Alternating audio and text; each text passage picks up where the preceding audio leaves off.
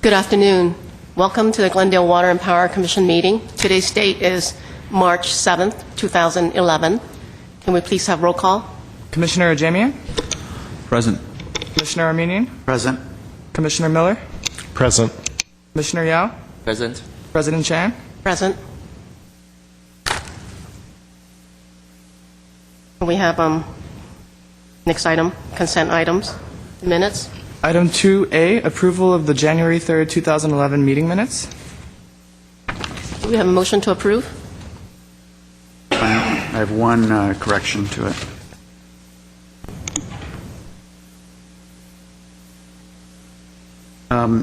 Under the agenda forecast item, Mr. Howard addressed the commission. In the last sentence, it reads, Mr. Howard cautioned the GWP Commission to discuss specifics regarding employee recruitment and selection. I believe meant to say not to discuss.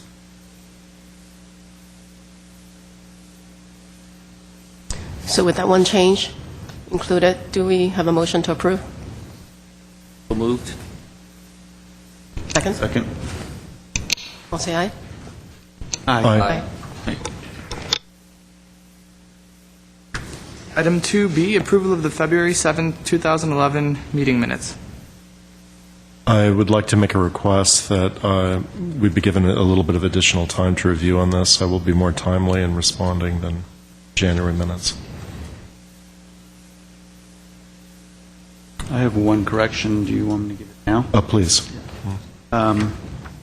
Under Section 4, it refers to a comment that I made regarding, it says, right now it refers to is inquired whether the Glendale Homeowners Association would be included as one of the public education seminars. I believe that's supposed to say Glendale Homeowners Coordinating Council.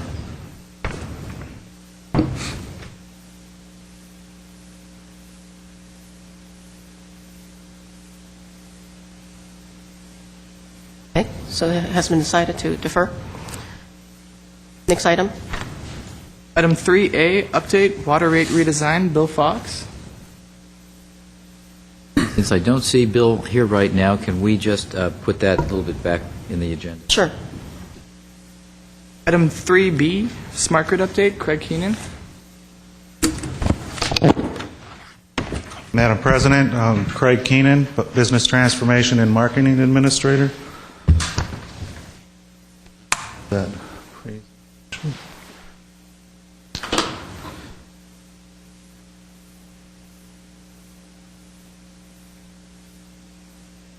Sorry about that. We have the smart grid update. So, first item is the meter installations. We are ahead of schedule on the electric, slightly behind on the water. We're looking at 83,800 electric that we need to install and 32,440 water. We're just over 27,500 as of last Thursday on electric and just over 7,400 for water.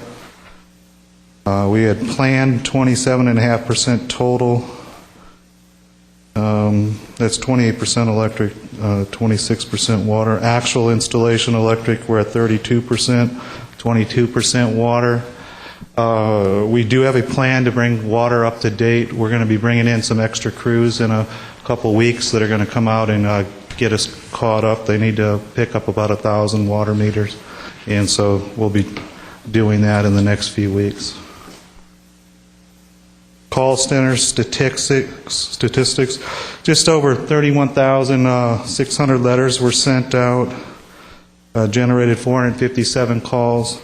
I know last month I had failed to give you the majority of those were requests for installation appointments, and the difference was the 89 were just for general information about smart grid.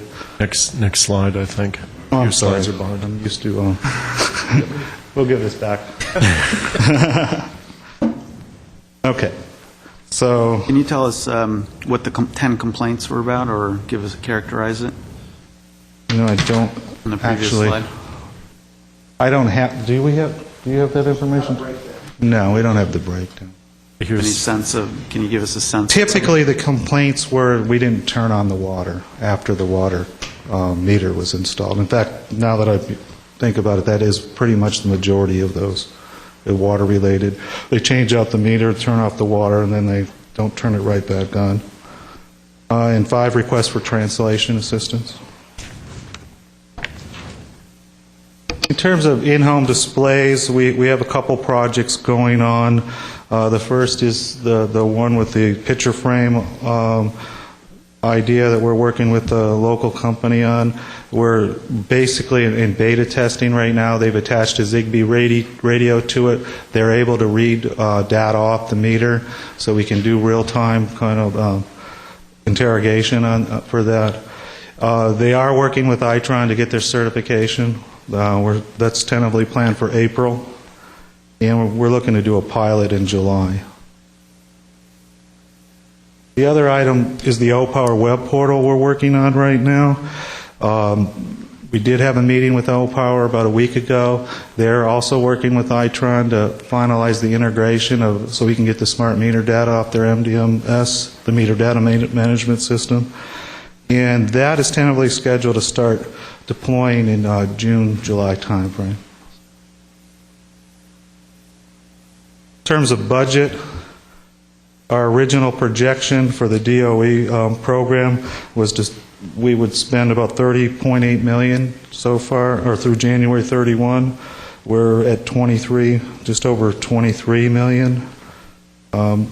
We're pretty much back on schedule. The delay there was about 6 months at the end of last year, where we were working on interfaces and trying to get that solved, get the backhaul in before we went with full production, which started in December. The meter installations are pretty much moving forward.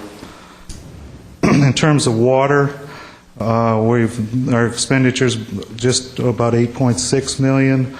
Our original projection was around 14.9. Water, as I said earlier, is a little bit behind, but we do have a plan to bring them back in line, and that includes bringing in the additional installers. So. And I did add one last slide because I wanted to remind people we are now on Twitter and we are on Facebook, and provide that information to our customers. Did you want to talk about what on Saturday or? Oh, on Saturday we had our first coffee in the park, and we have like 8 of these scheduled through June.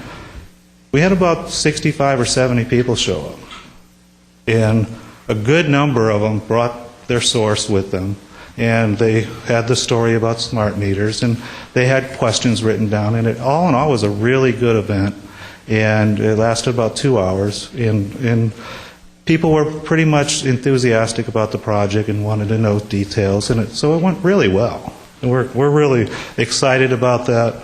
Our next one will be at Glorietta Park on Sunday, March 20th, and that's noon to 2 p.m.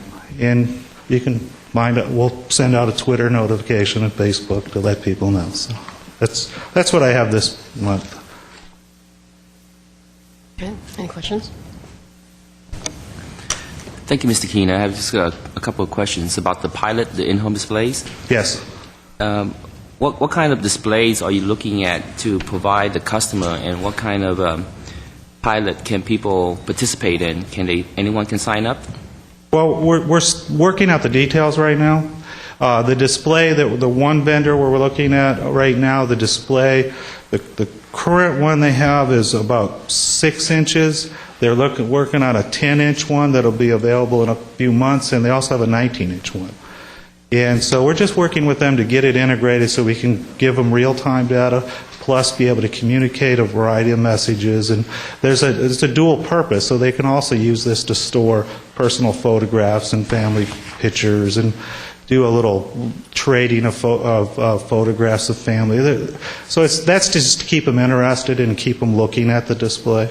But we're still working on the details on that. But it's pretty excited. I've talked to a number of other utilities that are doing smart grid, and some that aren't, that are interested in looking at this kind of a device for communicating with customers directly. So. Oh, no, I agree with the benefits are there. It's just a matter of the cost. If people only get it for free or a discount, the utility will subsidize it, or people can find alternative ways of just looking at the information. So with the regards to the pilot, how does one sign up again? Because I mean, I know I for one would be interested Right. in having maybe a pilot in my house, and if other people are interested, is there first come first serve for these 50 pilots that you're looking to do? We haven't worked out the details. It's the pilot will be limited to about 50 customers. That's all I can say so far. Okay, so maybe in the next few meetings, then there'll be more Yes, information. we'll have details updates about it. Great. on how we'll do that. Great, thank you. Please go ahead. I have a question regarding in-home displays. Just looked to see if all the other utilities are just doing home displays. Is there an option for somebody just to have access to it, via Wi-Fi on the computer, for example, instead of, having a display at home? For example, I know myself, I, don't want an extra frame somewhere. I'd rather see it on my phone or, at home if I have to, I'm on the computer all the time. We are looking into that as well. The O-Power is a web-based display. I would imagine. And we'll also be looking at ways to put information out to smartphones. I also save a lot of cost on these. Imagining there's a lot of, there's a big population in Glendale that is rarely home to see these. Would rather have some sort of access, via their computer. Sure. I had a question on your budget. You're underspent by quite a bit. On your total DOE project budget, it looks like, I don't know, $7 million or so. Do you anticipate that the project will be delayed past its projected completion date of, according to this, maybe February of 2013? We only have to March 2nd, 2013 to spend the DOE money, and we're committed to the $51 million. We will make our goal as far as that goes. The underspending right now, about $4 to $5 million, is the AMI MDMS part of it, or the meter data management system and the smart meters. So as we start putting in the meters and over the next few months, this gap will close. Okay. So. Okay. So you do anticipate spending all the money within the time frame indicated? Yeah, that's the goal right now. So. And that's also true for the water graph that you had, which was your eighth slide? Yes. Okay. All right. Yes. Thank you. Are we only getting 20 million in funding, or are we getting the total 51 million? There's 20 million from DOE. We're still expecting to get $1 million from the state for our smart grid project. In fact, I talked with the grant administrator about a week ago. Actually, it was last Wednesday, and our grant application is put into the system, and it should go to the California Energy Commission board in April to get approved for that extra $1 million. For the rest? 20, That, Just for a for total of $21 million. 21 million, we would, okay. yes. Okay. So we do have the 30 million in our budget for up to 2013. I do have another question. Begin exporting AMI data. Where are you exporting the data to? Is this like data that one would be able to access from their own computer, internet? Yeah, well, we will have, we're contemplating a number of programs. The two I mentioned here were O-Power. The data would go to O-Power for loading up in that website that we would customers would have access to. The other is the in-home display. That would be information that we would give to that company to put in their cloud server for presentation at the customer's home. Or actually, they could have these displays at their business if they wanted them there. They could be pretty much anywhere they want to have them. The only thing is if it's at a business, it won't be able to read the meter. If it's at your house, we'll have the Zigbee that can communicate through the HON. Right. Did that answer your question? Or? Yeah, you did. And I'm assuming there will be additional educational material, outreach material, marketing material. Oh, yes. Okay, yeah, for our customers to be able to get online and access the data if they choose to. Yes, that's one of the options. Okay, great, thanks. Any other questions? Just wanted to pick up on that previous question. When we talk about exporting AMI data, I assume any sort of these sorts of O-Power service, it's all on an opt-in basis, meaning the customer makes the decision whether or not their data is exported? O-Power is a contractor of ours, so they're in essence part of us. So it's not opt-in. It doesn't. It's not leaving our network. No, it doesn't fall under that third-party legal requirement. We're fully compliant with that. In other words, the data is staying within the control of GWP? Within our contract with O-Power, it will be exported to a server at O-Power, but they're under contract with what they can do with that data, and it's limited to this very purpose. They can't use it for any other purposes. Thank you.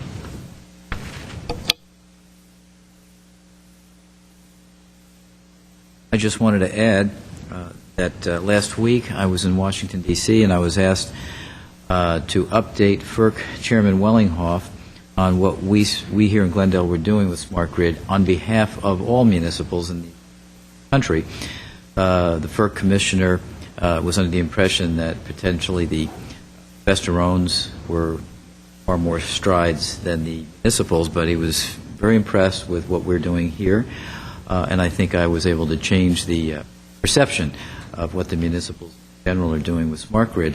I was also asked to spend a couple hours with the Department of Energy, again, to update what we as a municipal are doing versus what the co-ops and the investor-owns are doing. It was a very, very fruitful couple of meetings, and good for Glendale to send it that way. Thank you for the update. That's great. Congratulations. With regards to Mrs. Steiger's comment, may I ask what other municipalities are doing? Because I know that Burbank also received DOE funding as well, right? So how are we comparing to some of the utilities who received the DOE funding? In general, we are probably the farthest ahead of any municipal utility that has received funding. Burbank is not at the same place as we are deployment-wise, but are also looking at slightly different levels of technology, too. So they've taken a slightly different approach. Their full deployment will be after ours, but ultimately their deployment, their system will look similar to ours with different vendors and some different technology.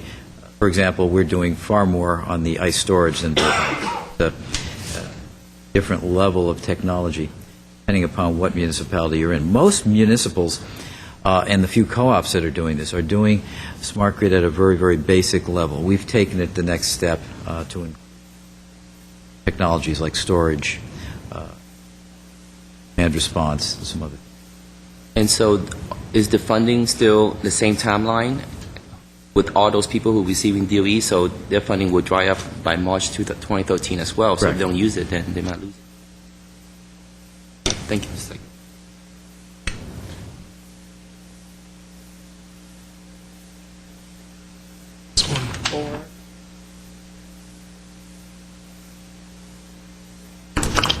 Item 3A, update, water rate redesign, Bill Fox.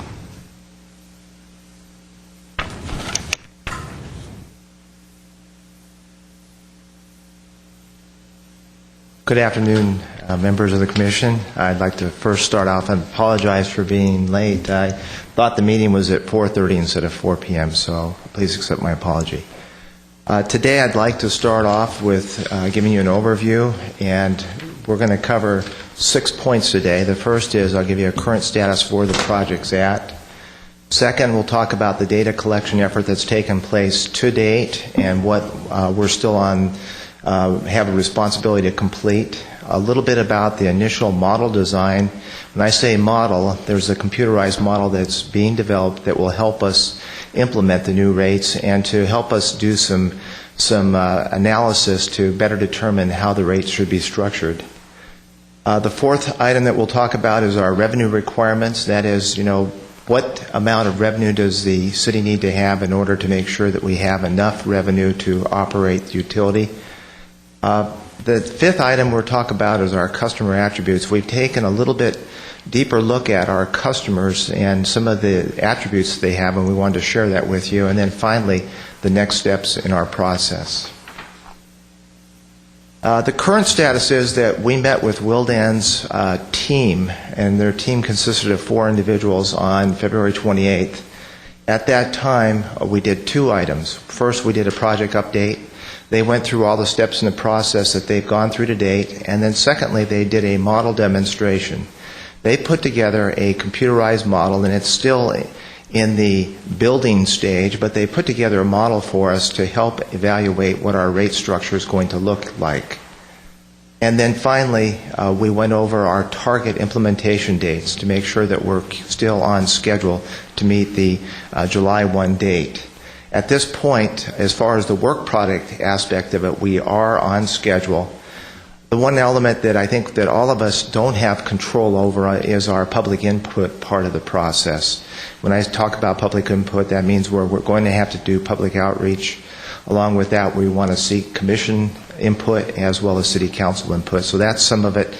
Depending upon the feedback that we get, may end up causing us to go back and do some additional work. But we think that we're on the right track based upon everything that's taken place so far. The data collection process that's taken place is, one, at the beginning of the project, they provided us with a 2-page list of several different documents that they requested, and they also wanted electronic files, and we provided all that information for them. Secondly, they came back at our meeting on February 28th, and they asked for 3 additional items. The first item is an electronic version of our CIP project list. They want to be able to use that and be able to implement that and actually flow it from our spreadsheet directly into the model.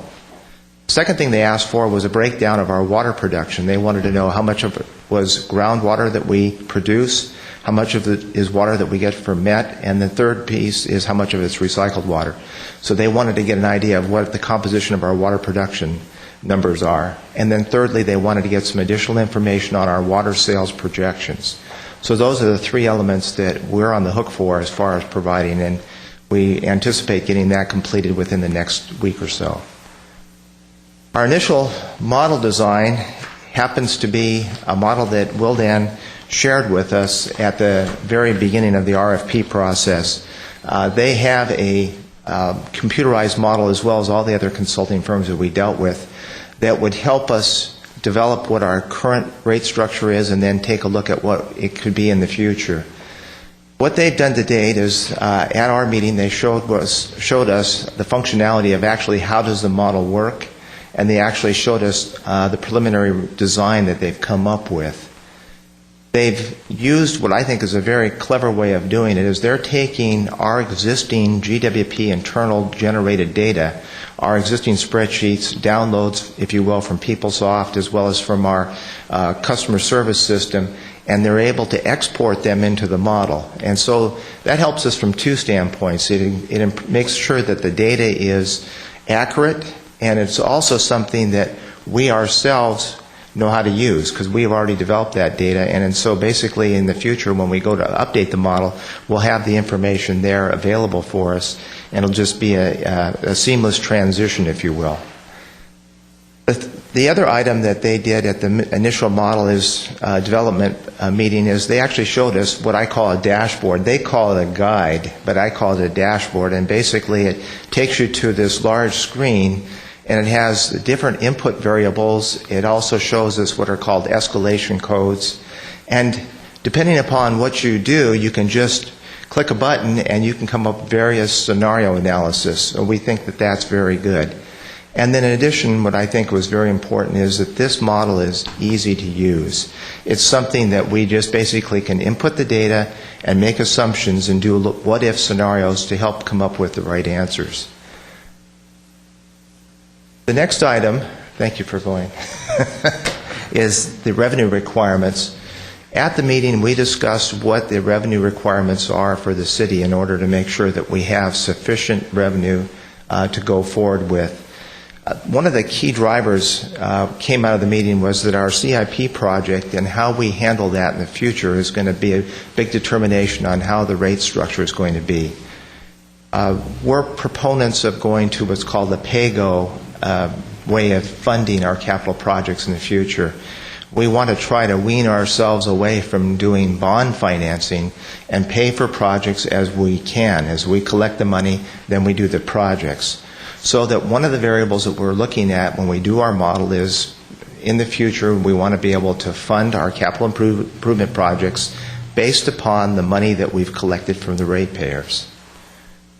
At our meeting, we also discussed our reserve requirements. Currently, the city has a reserve policy, and what they've suggested that we want to take a look at the existing reserve policy to see if it's, one, adequately funding our needs, and two, they want to suggest taking a look at what other utilities are doing to see if we're over-reserved or under-reserved or correctly reserved. And in turn, it may end up causing us to have to make some modifications to our existing reserve policy. That's something that still is being looked at and is part of the overall analysis. And in the end, one of the recommendations that they are suggesting that we try to align our budget and our rates all at the same time, so that when on an annual basis we go in and it's all done at the same time, so there's not this staggered effect that's taking place. At our meeting, it was very clear that Wilden has done an outstanding job of taking a look at the attributes of our customers. What they've done is they've taken all the parcel data through all the lots within the city and done some very detailed, thorough analysis to try to better understand how the customers are using the water, which customers are using the water. They took a look at lot sizes, they took a look at the building square footages, and they were able to get such items as bedrooms and bathrooms and those places that have swimming pools.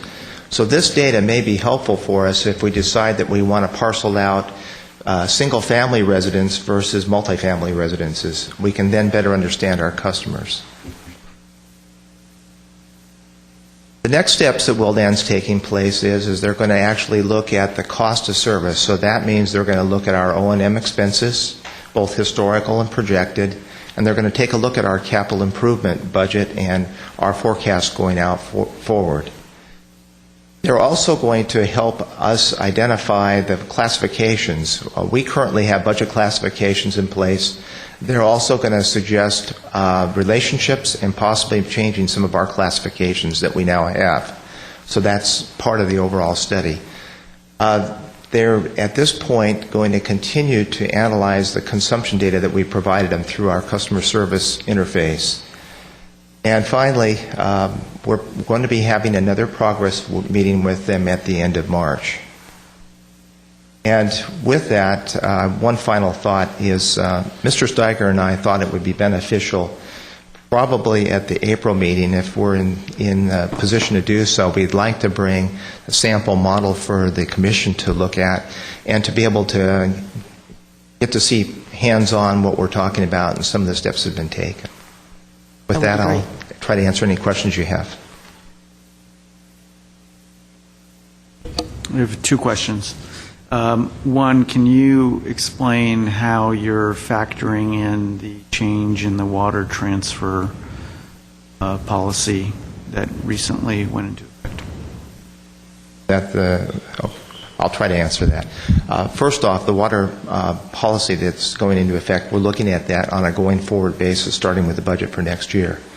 That will be considered as part of the cost driver, if you will, because in effect there will be additional internal costs that the water utility will be responsible for. That will be part of the overall cost portion of the study that we're performing and has been included. And my second question, I don't know, it might be premature to talk about this, but I'll throw it out there anyway, just for the sake of starting to draw a more simple picture for residents who are watching, which is when you say you're looking at customer attributes and as you're designing the rates, obviously one of the objectives of this whole exercise is to create a system that incentivizes conservation, rewards conservation, if you will. So draw any sort of general picture of how you're approaching that, that the layperson might understand? Well, again, I think you are kind of jumping the gun, but I will attempt to tell you that as we've developed this water rate model, it's what I call a very flexible model and allows you to make changes in various attributes that will help us to identify various ways that we can cut the data so that we can determine how we want to handle it for different customer classes.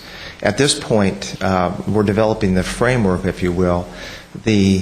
The overall decisions on how things are to be developed will be something that will be done based upon management as well as commission input as well as city council input. So a number of people will have input into how that will finally take place. Thank you. Thank you for the presentation. Thank you. Any other questions?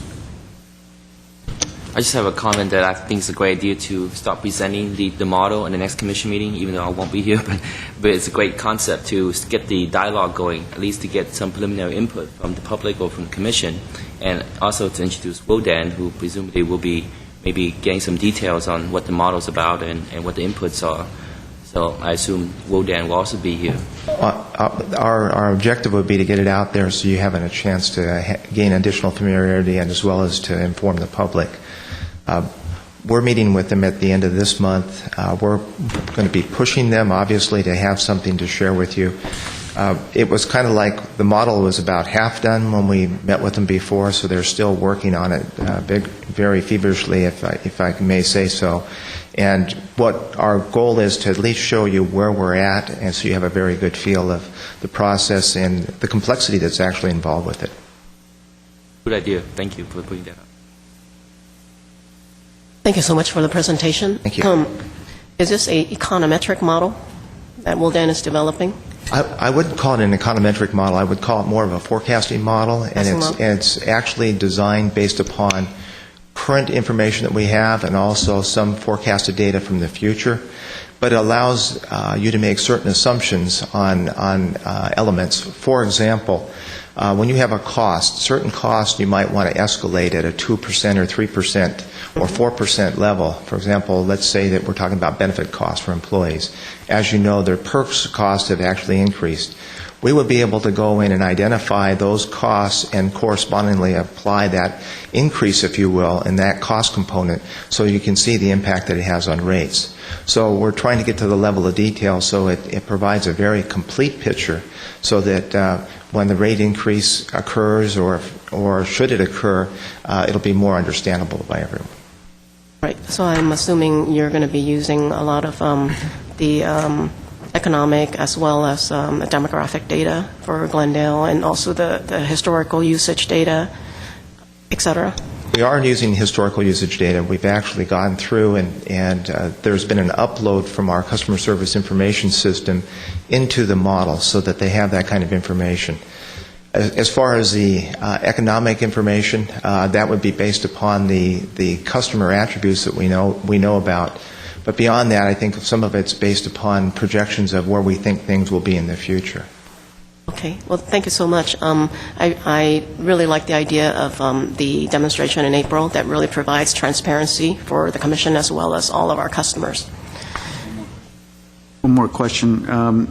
I assume you're also factoring in additional, more robust data that will become available as the smart water meters are implemented. Actually, we will be. I don't think that it'll necessarily start at the beginning of this process. What we're going to need to do is, as the smart grid project is completed, at that point we'll be able to have better information. And so I think that what we're doing here is, based on the best information that we have at this point in time, that's what we're using. But as better information comes available, then we will all have to update our model to make sure that it incorporates that information. I wanted to ask, I presume we're on schedule with the work products are on schedule at this point. I tried to put a caveat in there to let you know that the overall project itself could be impacted by the amount of public input as well as other stakeholder input that becomes involved in the process, because as you put something together, you think you're doing an outstanding job, but then people may have a difference of opinion, and based upon that difference of opinion may cause a course correction. And if that occurs, then that could throw the July 1st implementation date back a ways. I wanted to suggest having maybe some kind of schedule in your future reports. This report that we had on the previous item, which was the smart grid, had a comparison of budget with time. Something like that might be. I could put something like that together, or if you recall in prior presentations, I actually had a timeline that was basically a bullet point. Yeah, so we could do something probably. like that. Yeah, thanks. One more thing with the model. Do you know right off the bat at what percentage of MWD water purchase we're going to be assuming with this model? I'm not 100% expert on that, but I can look to Peter Kavunas, and he may know the answer to that. Thank you. Not to put you on the spot, Peter. Good afternoon, Madam Chairman, members of the Commission. As I understand, the question is what will be the assumption that the model makes on MET purchases? And to the best of my knowledge, we're looking to maximize our local groundwater production, as we have for the last few years. And so the model will be, based on the demographic data, will be giving us some assumptions on demand year in, year out, which we can improve as we go in from one year to the next. The local production is capped by how much groundwater we can produce and how much recycled water we can use to offset potable. So the MET purchases are going to be the difference between the forecast demand and the local production. Okay. It will change from year to year. And the program will be robust enough where you can enter that variation? It will have to be. That's a really big driver. I mean, not only the purchase water cost, but also water that we don't purchase. It drives a lot of our calculation, yes. Thank you. Any other questions on this one? Next item, please. Thank you. Item 3C, update, general fund transfer, City Council. Christine Godinez. Good afternoon, President Chan and members of the Commission. As promised to this Commission, I'd like to give you a summary of the City Council presentation that took place on February 8th of this year regarding the transfer of funds from the Water Surplus Fund to the General Fund and Prop 218. The City Attorney's report, as well as the Wildan cost of service study, are, I think, included in your materials. They're part of the Commission agenda, and I'd just like to give you a summary of that. I'll give a fairly high-level summary, but I'm happy to answer questions if there's more specifics that are desired. The Glendale Charter, Article 11, Section 22, has a mandatory transfer of 25% per year from the Water Surplus Fund to the General Fund. Initially, the amount was 12%. That was approved by the voters in 1941. And then in 1945, the voters increased that to the 25% that it is currently. The City Attorney in his report gave an overview of the Prop 218 case law that has developed since the passage of that measure in 1996. And for the benefit of the public that's watching, Prop 218 is a measure that amended Article 13D of the Constitution. And essentially what it did is it imposed procedural and substantive requirements on any property-related fees or fees imposed on the basis of property ownership. And there's been a great deal of ambiguity and uncertainty as to what are those fees. What is a fee that's imposed on the basis of property ownership? There was an early decision in Los Angeles that water-related fees, to the extent that they are consumption-based, they're not property-related in that they result from the voluntary act of deciding how much water you're going to use on your property. In 1996, in a 2006 decision, Bighorn Desert View Water Agency, it was decided in dicta, really, that the voluntary consumption of water, notwithstanding the fact that it's consumption-based, is still considered a property-related fee and is therefore subject to Proposition 218. Now, what Proposition 218 does, as I said, it imposes procedural and substantive requirements on the imposition or the increase of those fees. The procedural requirements are things like you need to have a public hearing, you need to send out notices to members of the public, and you can't impose the fee increase if the majority of the property owners are opposed to the fee. The substantive requirements include a requirement that the revenue derived from the fee cannot exceed the funds required to provide the property-related service, and no fee or charge may be imposed for general governmental services, which would include things like police, library, fire, services of that nature. So as a result of the cases, and I can go into those in more detail, but essentially there are 5 big decisions that have looked at similar fees to the transfer that is in the Glendale Charter. It was the determination of the city attorney that the Glendale Charter is subject to potential challenge. Now, it should be noted that none of the cases have analyzed a mandatory charter transfer as in the city of Glendale. All of the other cases had permissive transfers using words may transfer but not shall transfer as we have in the Glendale Charter. But nonetheless, to quote from the city attorney's report, in analyzing the foregoing decisions, it's fairly clear that the mounting weight of authority of Roseville, Fresno, Bighorn, and the logic of the Superior Court in the Los Angeles case propel us to the conclusion that, although Glendale's charter provision is distinguishable from the provisions in Fresno and Los Angeles, there's a very high risk that the Glendale surplus water fund transfer to the general fund, based solely on the Charter Article 11, Section 22, is vulnerable to successful challenge under Prop 218.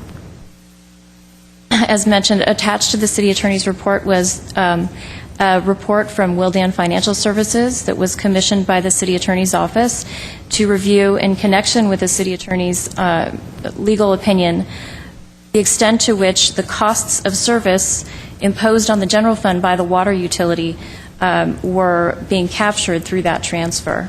And so Wildan did a very extensive analysis of the cost burdens imposed by the water utility on the general fund and concluded that most of the identifiable costs are already being captured through other means. Now, Wildan did identify a few areas that merit further exploration, including some air support costs of the police department, as well as additional fire and police surveillance costs that should be looked at further. As part of the Wildan report, there was also a discussion of a settlement and some litigation involving a landslide where the court determined that the basis for the city's liability was twofold. It was the Public Works Department as well as some liability on the part of the Water Department. And the settlement is paid through the liability fund, but at that time, the amount of money that the Water Department was transferring into that liability fund did not sufficiently cover the cost burden that was imposed on that liability fund. So that was discussed as an area where the Water Department may have some obligation to transfer back some of that money to cover the costs of that settlement. Additionally, there's an analysis of the internal cost allocation as between the Electric Department and the Water Department. There was previously, and to this point, there's been a flat allocation, 75% to 25%, with the Electric Department bearing 75%, the Water Department bearing 25% of the overhead costs for city services. And based on Wildan's recommendation and analysis, more appropriate to reallocate that such that the the allocation is 32% to water and 68% to electric, which would result in a slight increase in the burden to the water side. So, on the basis of the Wildan report as well as the city attorney's analysis of the case law, the city attorney presented 3 options to the city council. Option A was to eliminate the transfer altogether. Option B was to eliminate the transfer except to the extent that the amount of the transfer was lawfully justified on the basis of the cost burden imposed by the water utility on the general fund. And the third was option C was to continue to make the transfer and to defend any litigation in the event any would be filed challenging that transfer under Prop 218. So, following the council discussion, they elected to proceed with option B, which is to eliminate the transfer except to the extent that it can be justified on the basis of costs imposed by the water utility on the general fund, Council also adopted a motion directing staff to more fully assess and analyze those costs to determine whether there are such costs that are not captured currently and should be borne by the water department. So the next steps, currently the Finance Department is undertaking that direction of the City Council and is undergoing that analysis to determine what costs might be appropriately captured through this transfer. Additionally, Glendale Water and Power is implementing, or will be implementing with the next fiscal year, this recommendation of Wildan regarding the internal cost allocation for city overhead costs, which is a more reasonable basis and more in line with the way water and electric do their business. And so there's no question that it's a tremendous loss of revenue to the city, and it's going to be a key topic in the upcoming budget discussions for the city as a whole. And with that, I'm happy to answer any questions. I have a few questions, mostly as clarification so I can understand better. So there's two different terminologies being used here that to me mean different things, but they're being equated to each other. When we say that the charter article mandates the transfer of surplus water funds, and then in parentheses you have operating revenue.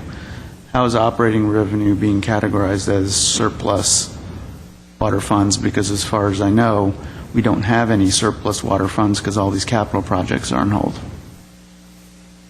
Well, I think that the words used in the charter, it comes from the surplus revenue fund, and I'm not sure that there's a distinction. I'm not sure why that distinction is made in the wording. It's just probably a question of semantics. But really, the way the charter reads, it's a mandatory transfer unless the City Council determines that the funding is not needed, or that it's, I should say, that the Glendale Water and Power Department has the need for that money. That's why I'm trying to understand the nuance here, because it could be, if it's saying mandatory transfer of surplus funds, and if there are no surplus funds, then there are no funds to transfer, even if it is mandatory. So that's why I just wanted to understand the clarification. Maybe, Mr. Steiger, you might be able to. Well, the way the transfer is budgeted is each year it's budgeted either as a percentage of revenue or as a flat fee. For the last 2 years, we've done a flat fee. It's budgeted in the budget at the beginning of the year, so it's already in the budget as theoretical surplus funds that will be transferred to the city. So it's already categorized that way, budgeted that way. But if you look at the entirety of the budget, and we told the homeowners, the residents that, we need a rate increase, right, because there's a shortfall in total revenue, and how is it that you have on your budget can categorize anything as surplus?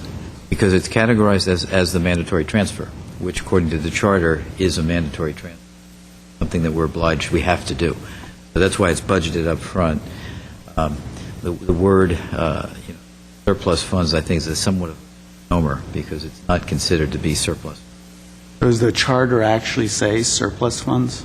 I believe so. I regret I didn't bring the charter with me, but I believe it does use that wording. And, presumably, if the City Council concluded that there was no surplus, it would not do the transfer. And it's really up to them to make that determination on an annual basis and say, there's no surplus, it would be harmful to Glendale Water and Power, therefore we will not do the transfer. But absent that sort of a finding being made by the council, they're concluding that there is. Is the spirit of what was written in the charter on the surplus side of the definition of surplus, or was it on the mandatory transfer side of it? Well, it's hard to say. I mean, back at that time, we can review the legislative history of that charter provision, but presumably, it was intended that there was some surplus that would be transferred. I think it would be an interesting thing to find out. My second question has to do with past amounts that have been transferred up till now. Is there any legal risk of challenge to those amounts having to be returned to water? Did you look at that part of the issue? Well, the policy decision from the City Council was made to do it on a prospective basis with the next fiscal year. Is there a possibility of a legal challenge? I think you can say that there's always a possibility of a legal challenge on just about anything, at least in my line of business. I think from a statute of limitations standpoint, that risk is...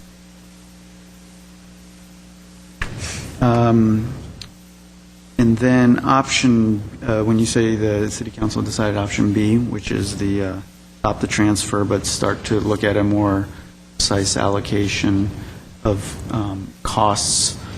Mr. Steiger, can you give us a sense of what sort of things might fall into that allocation that you're going to try and advise? According to the study by Wildan, which has exhaustively looked at these costs, the only thing that really has fallen into that is surveillance by police, primarily the police department, on GWP facilities. And it's a regular reported surveillance that would be paid for through it.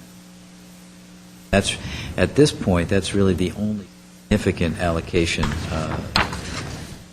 That would be for that sort of allocation moving forward, as opposed to looking at amounts transferred in the past and whatever that may look like.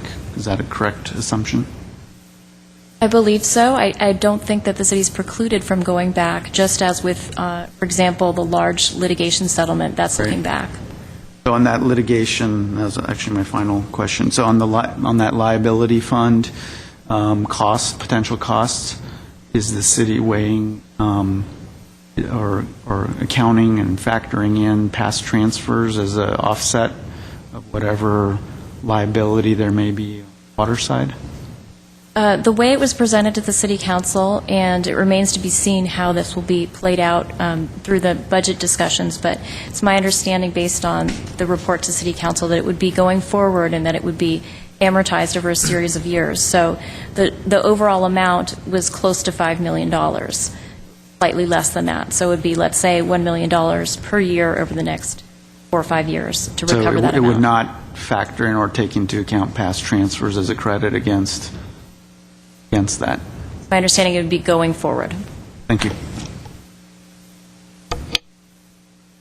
I had a question here on the, you mentioned, of course, the city has lost quite a bit of money from this transfer not being carried out. Is there a plan to get compensation from the power side of the utility? Or has that been announced yet? That hasn't been announced.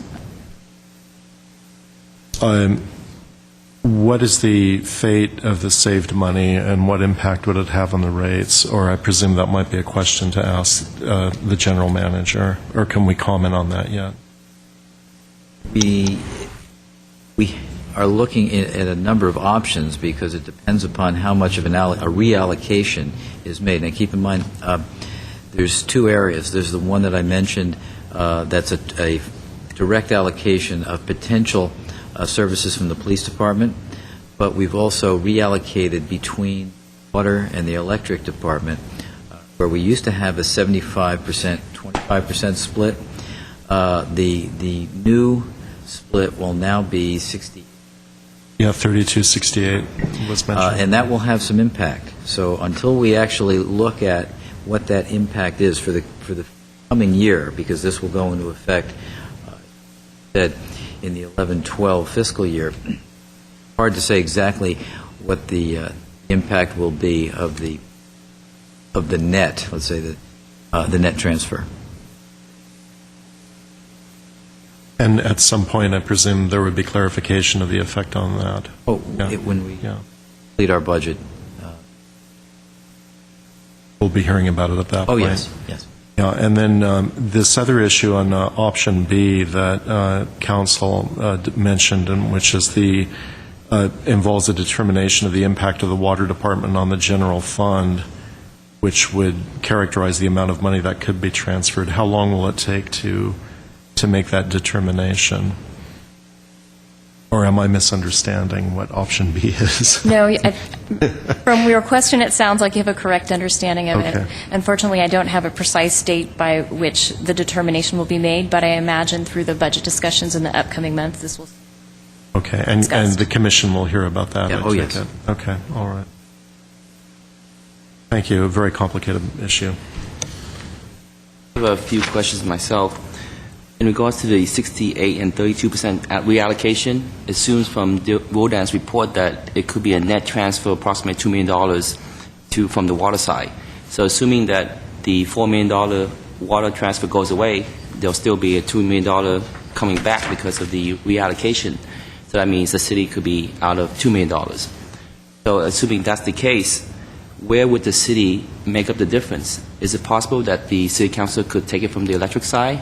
Possible, yes. So it's people who might have an issue with this transfer might still have to pay higher rates on electricity, because if the city council decides to take it from the electric fund, they have an option to do up to 25%. It's a possibility. It has not been determined yet, but yeah, that is a possibility. Yeah, I don't want to get people get excited that, oh, yeah, the city council did away with $4 million, or actually net $2 million if the reallocation takes place, but they could face other fees that could be associated with this issue.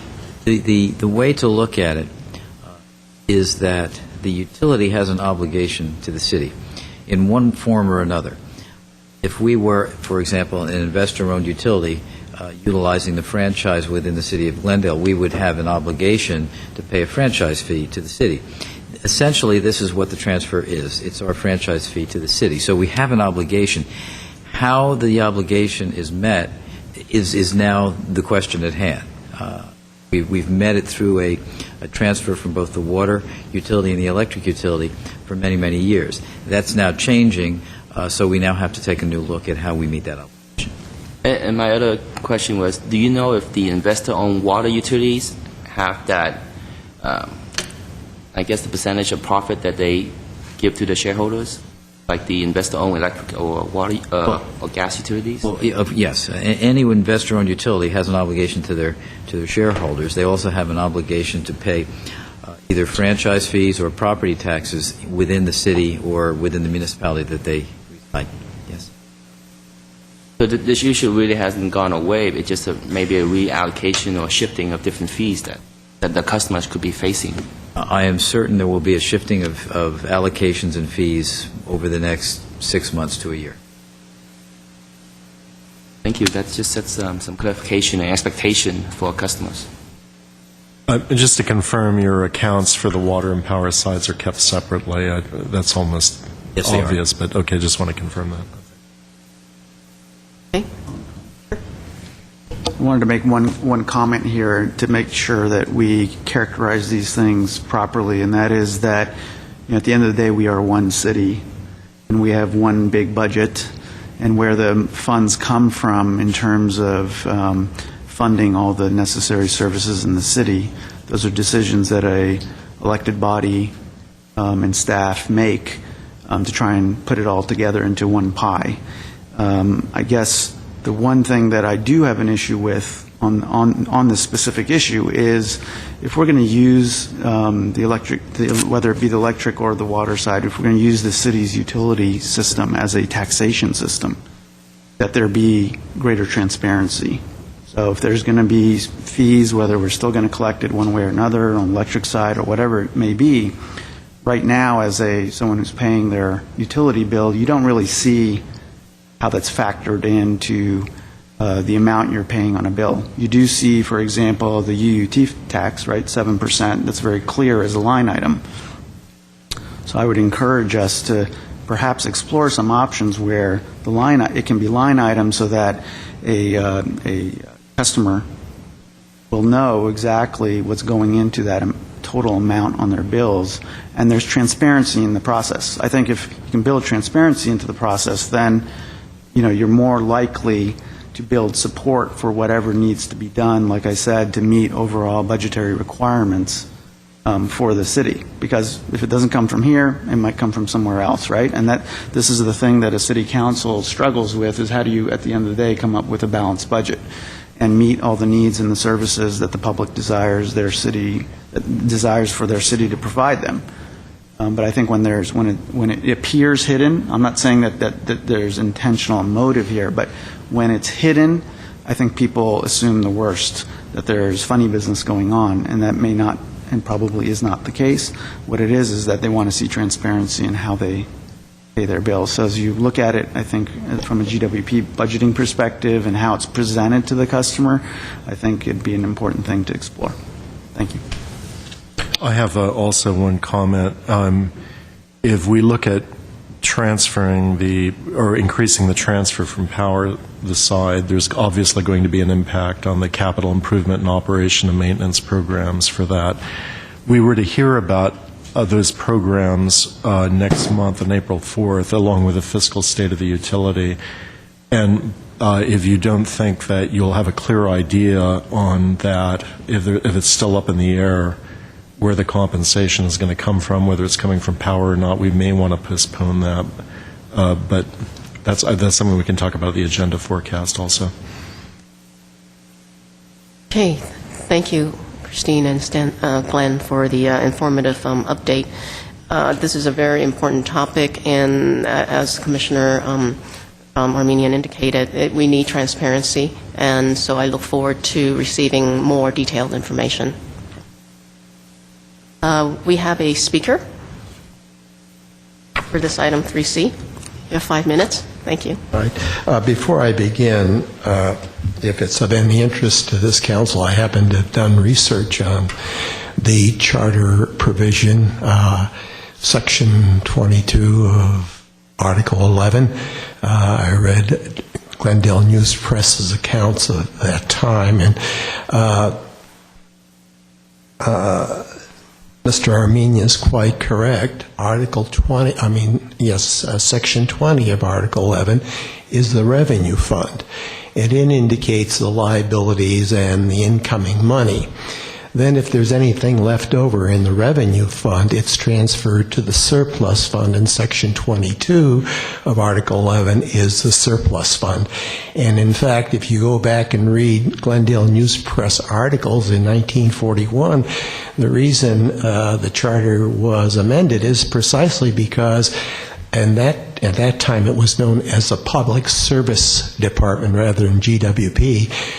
It had generated a certain amount of surplus, and at the time, the general fund was in need. And so the idea was that there are surplus funds being generated by the GWP, then they should be transferred to the city. And in fact, that 25% requirement and the requirement that it come out of surplus funds, at least according to articles in the news press, was precisely to prevent what in fact has occurred in the city, where it has now become a budgeted item of the budget of the waterworks. And I would encourage you to read that material, and I will get those articles and reproduce them if you'd like to see them. Also, I would like to ask the Deputy City Attorney to look at the Bighorn case again. My reading of it was not that the decision that water fees were property related was dicta. The question before the court was whether or not Article 13C applied to water fees. But in order to reach that decision, the court had to decide whether they were property related within the meaning of Article 13D. So it was a necessary step in the reasoning, as at least as I read that case, and I would ask the city attorney to again look at that case and determine whether that was obiter dicta or was part of the ratio decidendi of the case, and which means was it necessary to the reasoning of the court in arriving at its decision. Now, with that, let me indicate my concerns with this report. They fall in 3 areas. The first area is that the Wyndham report says we got to look at unreimbursed costs to the general fund on behalf of GWP. But it doesn't ask, are there unreimbursed costs incurred by GWP on behalf of the general fund? Now, even a little kid tells you that that's patently unfair. You can't cherry pick like that. Say, gee, we got to look at unreimbursed costs that the general fund has incurred on behalf of GWP, but we're going to close our eyes to if there are costs unreimbursed to GWP that it's incurred on behalf of the general fund. Now, I've been told that there are 4 areas where that has occurred, and I'm going to list them for you because I haven't check them myself, and I would appreciate hearing from the commission as to whether this is true. The first is that 2/3 of the office space in the Perkins building is occupied by departments which are supported by the general fund. I am told GWP is not reimbursed for the use of that space. And that's particularly grievous because GWP has had to go out and rent commercial space because they don't have enough space for their operation. So I would like to know whether that 2/3 of the space in the GWP building, the Perkins building, which is being used for general fund departments, whether GWP is being reimbursed for that rental. And it seems to me what's good, sauce for the goose is sauce for the gander. And if you're going to try to check for unreimbursed expenses of the general fund for GWP, you got to look at expenses incurred by GWP on behalf of the general fund that are not reimbursed. The second area I understand is that the provision, the maintenance, and the operation, the fire hydrant system in this city, which is a general fund service, fire protection, is not reimbursed to the GWP. Now, I would like an answer to that question as to whether it is or is not. Now, I also know that GWP has an extensive billing operation, and it bills for electrical and water. But what it also does is it bills on behalf of general fund services, trash, and sewer. I would like to know whether or not GWP is being reimbursed on some allocated basis for billing for general service departments.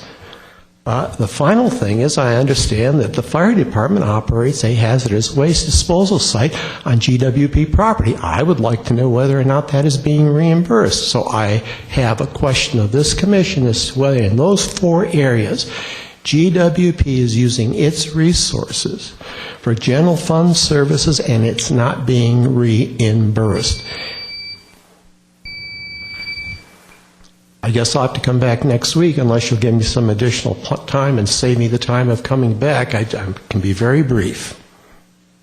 It's up to you. I might even come back another 5 minutes. Can you wrap it up in 1 minute? Well, I'll try. Those are the four areas, and I would like an answer as to whether those are unreimbursed costs to the GWP. With regard to helicopter services, that's somewhat bothersome because I've been told the GWP has several security systems of its own, including 24-hour cameras and other kinds of security systems.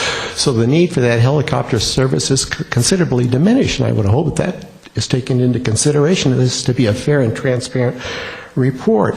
I've read the opinion on the Ganges landslide, and frankly, there's no basis for saying it's 50-50. And furthermore, my understanding is that in 2005, there was a liability fund to which all departments contributed, and they weren't charged for any liability incurred by their department.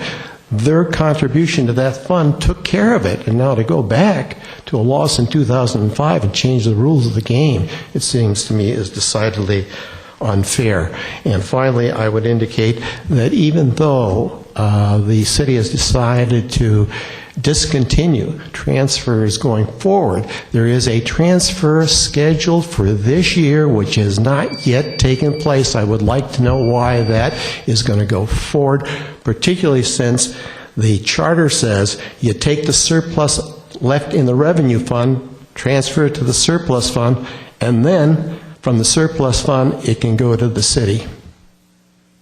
Thank you.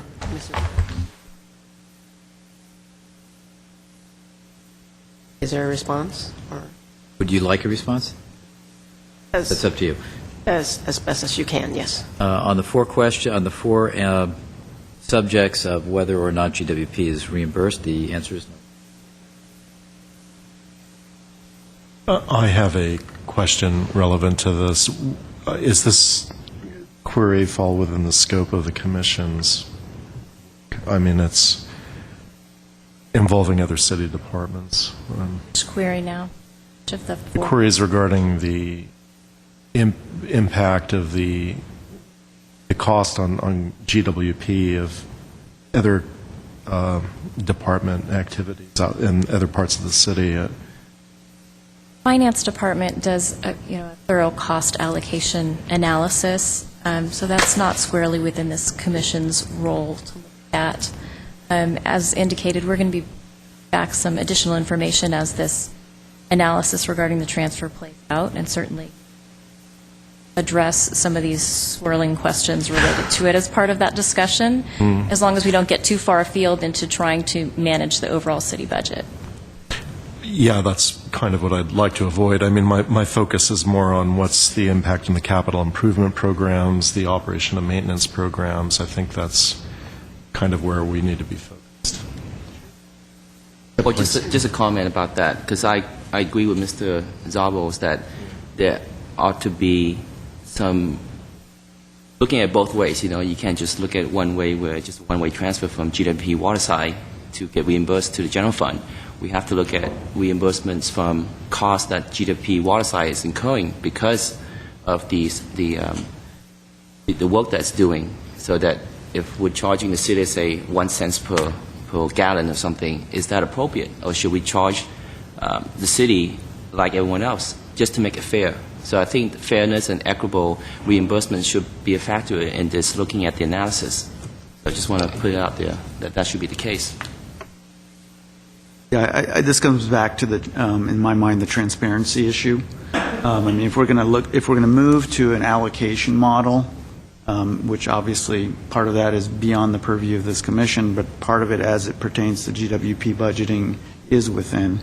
I think we need to look at it from a 360-degree view, and let's look at allocation in all directions, if that's the model that the city is going to pursue, and be transparent about it with the end-paying customer at the end of the day, so that they know exactly what they're paying.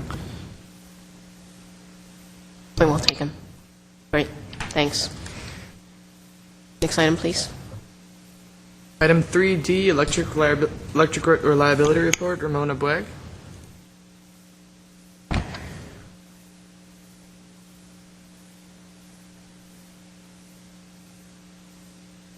Good afternoon. My name is Burhan Al-Shanti. I'm going to present a report on behalf of Electrical Services. On this report, I'm going to go on 4 items.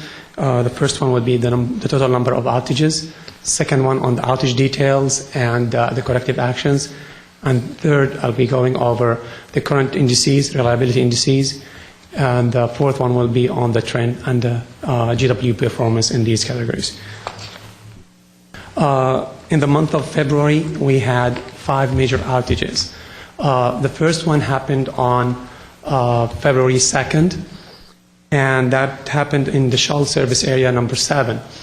The cause of the outage was a squirrel getting into contact with overhead wires, affecting 619 customers for 28 minutes.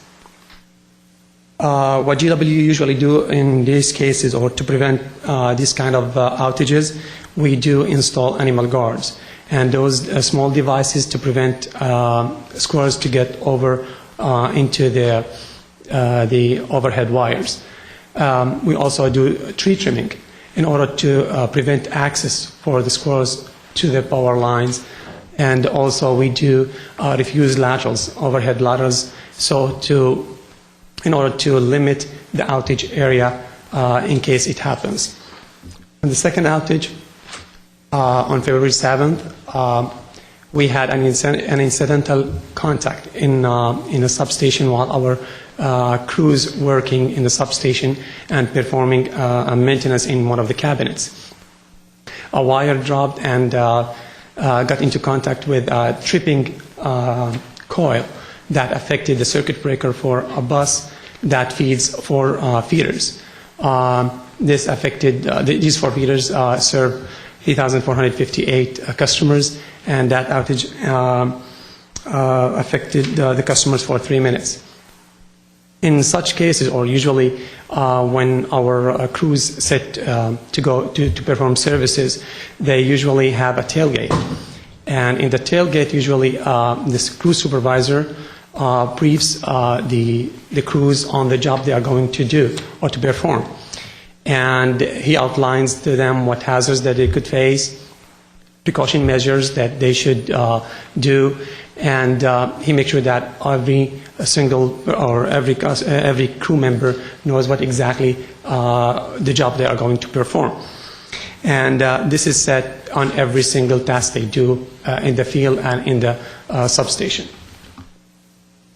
The third outage happened in the service area of Western Feeder Number 2, and for unknown reason, the feeder relay that affected 1,572 customers for 8 minutes.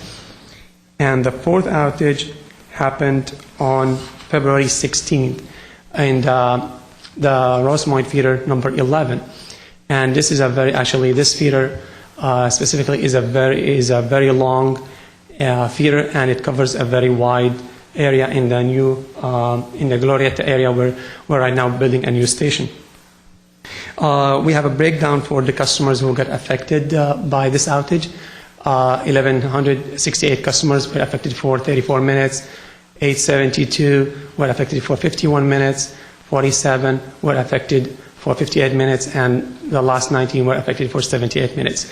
And this kind of breakdown happened because our crews usually, when they set to do restoration for the outage, they do switching, and that's why as they go, they restore services to customers bit by bit. Because especially in this area, in this case, we don't know the cause of the outage, and we didn't know exactly where it happened. The last outage was on February 18 in the Acacia substation service area number 1. At that day, we had winds and we had rain. The outage happened in an area we have a construction project, and we have a temporary services.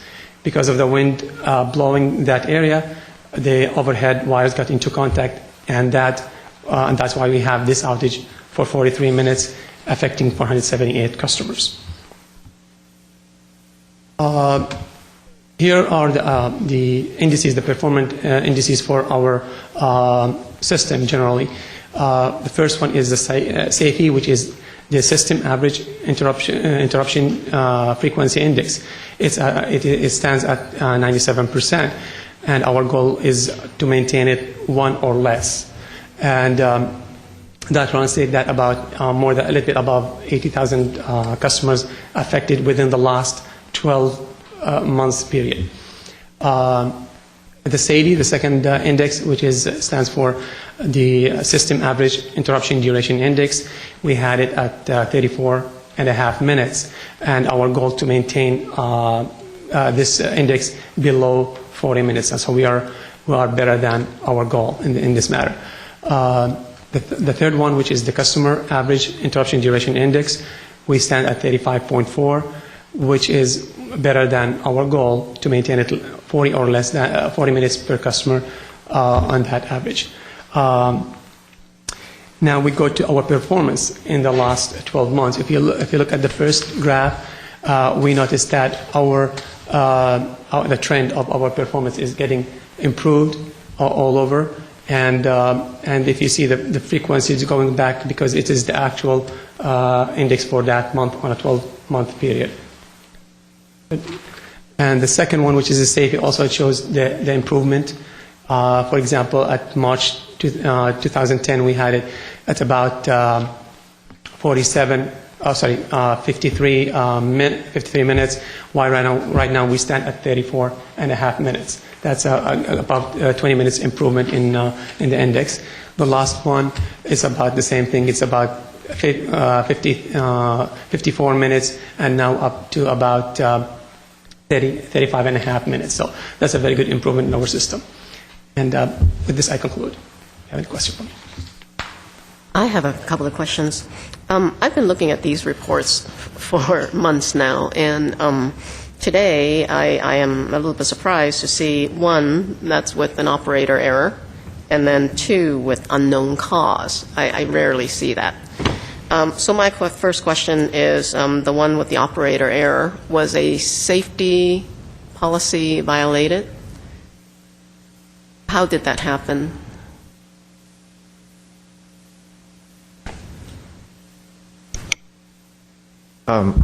Good evening, Commissioners. Romulo Bragg, Assistant General Manager. No, there was no safety violation. What happened was the crew was already working in the cubicle, and they didn't check with the dispatchers as to what's going on with the circuit. At that point, the substation was on one leg of a service, and so what happened, they dropped the wire, like he stated, that inadvertently made contact with the circuit breaker. What happened there was they weren't supposed to be working on that part of the circuit, and they thought they could maximize, be more efficient while they're there. They tried to do more than they were authorized to work on. So there was no safety violation, but there was an unintended consequence for trying to be more efficient. So we corrected that. All the work at the substation requires what we call a work authority, and they weren't given one to work in that particular area of the circuit. Right. And whatever consequences, that came up for them, I mean, the purpose is not to penalize them or punish them for making that mistake, but we do want to be very safe and follow all the right protocols so these things don't happen. Number one, for safety, and the other one would be, not to have outages unnecessarily. Absolutely, and we did deal with that condition to hope that it won't happen again. Okay, thank you. And then with the other two that are unknown, I'm very surprised to see that. Usually we would see a reason, whether it's wind, weather, or animal. We really don't have any idea with these two? We've had a few of those, actually, and it happens every now and then where the circuit will trip. Sometimes it's because of some inadvertent contact, where we may have some, especially when it gets windy, when palm fronds or other things will fly into the lines. By the time we get there, they're gone. Or even squirrels or birds. Mm-hmm. And unless somebody actually finds the remains, we can find locations for it. And the reason that you see some of the refusing that we do on the circuits is so if they do happen, is we do limit the number of customers that get affected. Right, this third one, that's the one where it's many customers and also a very long period of time, 34 minutes, 51 minutes, and 78 minutes. Mm-hmm. Yeah, that's a long period of time. And it bothers me a bit that we don't really know the cause, because if we don't know the cause, then we can't prevent it. And, yeah, I would hate to see that come up, more. Right. What we're hoping to do in this particular circuit, this is now being in the process of being refused, so we're adding more fuses. So if something like this happens, you won't see that many customers affected. It will be limited, and we hope that would help in our progress in making our outages get better. Okay, great. So we are taking proactive measures. Oh, absolutely. One of the things that's changed, or it keeps changing, is in the last 5 years, every outages we deal with, we investigate, we look at the root cause as much as we can. If we can find it, we can find it, but when we do, we take corrective actions. In fact, we instituted a new reporting process in the last 2 months. Every outage now requires a more thorough analysis of all the devices. As we are engaging into smart grid, mm-hmm. We've been installing a lot more devices that really tell us a big picture. So the engineers are now looking at whether or not those devices that we install are functioning as designed, as installed. And if you like, I can send you copies of those reports. They're very, very helpful to us. Okay, yeah, that'd be great. Thank you. I'd like to congratulate you and the utility on once again meeting your goals, and I hope we can continue finding innovative ways of combating the rodents and the other common causes, mylar balloons and so forth. Any other comments? Okay, next item.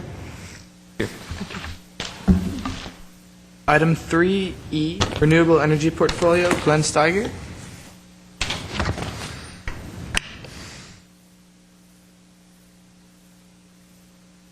I'd like to give you a brief overview of where we stand in our electric supply portfolio, and specifically where we are with renewables. keeping in mind that our current goal is 20% renewables by 2017, although we expect to come back to you shortly with either a state mandate of 33% by 2020 or our own self-imposed mandate of the same. In any case, what this will show you is this is our current total portfolio of resources available to us. What this shows is that we currently have a renewable portfolio of just slightly over 24.1%, which, based on the goal that I just mentioned to you, already exceeds our 20% goal, well on our way to 33%. The other piece of this chart that I want to point out to you is to the upper left-hand side, the renewable option. Those options exist within our portfolio.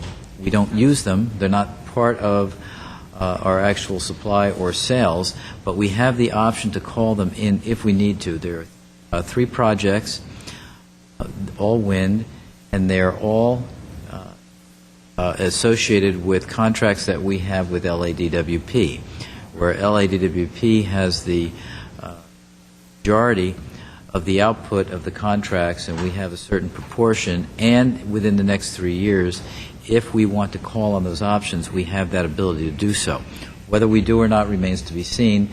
The good news for us is that it's at a fixed cost that was negotiated last year. So we'll keep those options available, see if we need them or not, and we'll make a decision probably within the next 18 months to months on whether we'll use those. Other than that, you can see we have a natural gas portfolio total of about 27% of what's available. Nuclear is about 7%. That's the Palo Verde plant in Arizona. And our coal portfolio is about 34%, and that's made up primarily of the IPP and San Juan plants. Now what this shows, this takes away the options and shows what we actually have in terms of energy supply to our customers. And you can see we still have the 24.1% of renewable energy. The coal is still about 34%, and when you take away the options, now in our true portfolio, natural gas represents about 33%. So the one thing that is quite apparent from this particular chart is something that we strive for in GWP, and that's a balanced portfolio. And we have that for the most part right now, balanced between renewables, natural gas, and coal. When we get to roughly 30 to 33% of renewables, that will fill out our entire portfolio with a very, very balanced approach. Within the renewable piece of what we currently have, you can see in the upper right-hand corner the makeup of that renewable portfolio. Geothermal, about 1.7%. Biomass, the biomass primarily is made up of the Shoal landfill gas, which we currently harvest and bring to our Grayson power plant.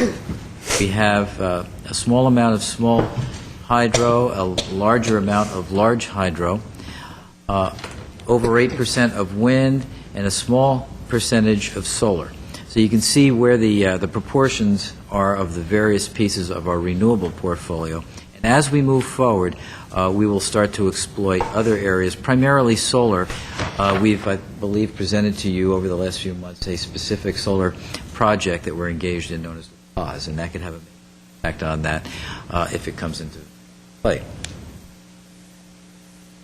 Now, last year, we made an agreement with our neighbors in Pasadena, primarily Pasadena, to others, to sell them renewable credits. Since we have far more renewable energy than we need, and Pasadena needed additional renewables, we sold them credits. So for 18 months, starting last year and going till the end of 2011, it reduces our reportable renewable portfolio to approximately 17 to 18%.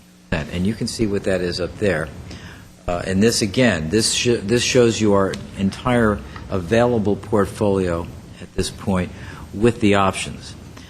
So now what happens is, because we've now sold renewable energy credits, or RECs, Pasadena, we have the use of more natural gas. Now, if we go to Mr. Steiger, when you say sold, how much revenue does that bring in? approximately $5 million. So it was very, very beneficial to both Glendale in that it gave us additional revenue, and to Pasadena, which needed the renewables to meet their own self-imposed renewable portfolio standards. So it was very beneficial for both parties. This is where we stand as of right now, since we are currently selling the RECs to Pasadena. So if you look in the upper right-hand corner, I know it's kind of hard to see, but you'll see the major difference in that portfolio is in the biomass area. Went from about 7% to about 0.7. So major difference. Other than that, everything else stayed the same. And that's our portfolio as of today, as it stands right now. So this is a quick overview of what we have, what we're doing, and that's a strategy that we put in place. And as I mentioned to you, two things to keep in mind. That as of the beginning of 2012, we will again be over 24% renewable, and we will continue to have the options available that could theoretically put us to 30%. So this is a quick overview. Any questions? I have some few questions. Thank you, Mr. Steiger. That's very comprehensive, and it's very interesting about the portfolio mix. But I seem to recall seeing the Source and other magazines from GWP that our renewable is 23%. And so when you mentioned that we sold RECs to Pasadena, so that brings us, the actual is 17.6%, as you recall. But shouldn't we be publishing those numbers, that number from now on? Moving forward, we will, yes, because some of these numbers were in the past, and we've just put this in place. Correct. Can you also remind the public what is the Glendale City's target for renewables and the reason why we can sell it to other cities who are interested? Well, our current target is 20% by 2017, and so we've already surpassed that. And even if we only took the 17%, we'd be well within the scope of that. We expect, however, momentarily that the state to adopt the 33%, which we also will adopt, and we will most likely adopt it regardless. So regardless of whether it's 20% 2017 or 33% 2020, we are within that. So conceivably, we can sell more RECs to other interested parties if we're still on a right path to meeting that target by 2017. That's true, yes. So are we still looking at selling more? We'll make an assessment later this year. We take it basically a year at a time.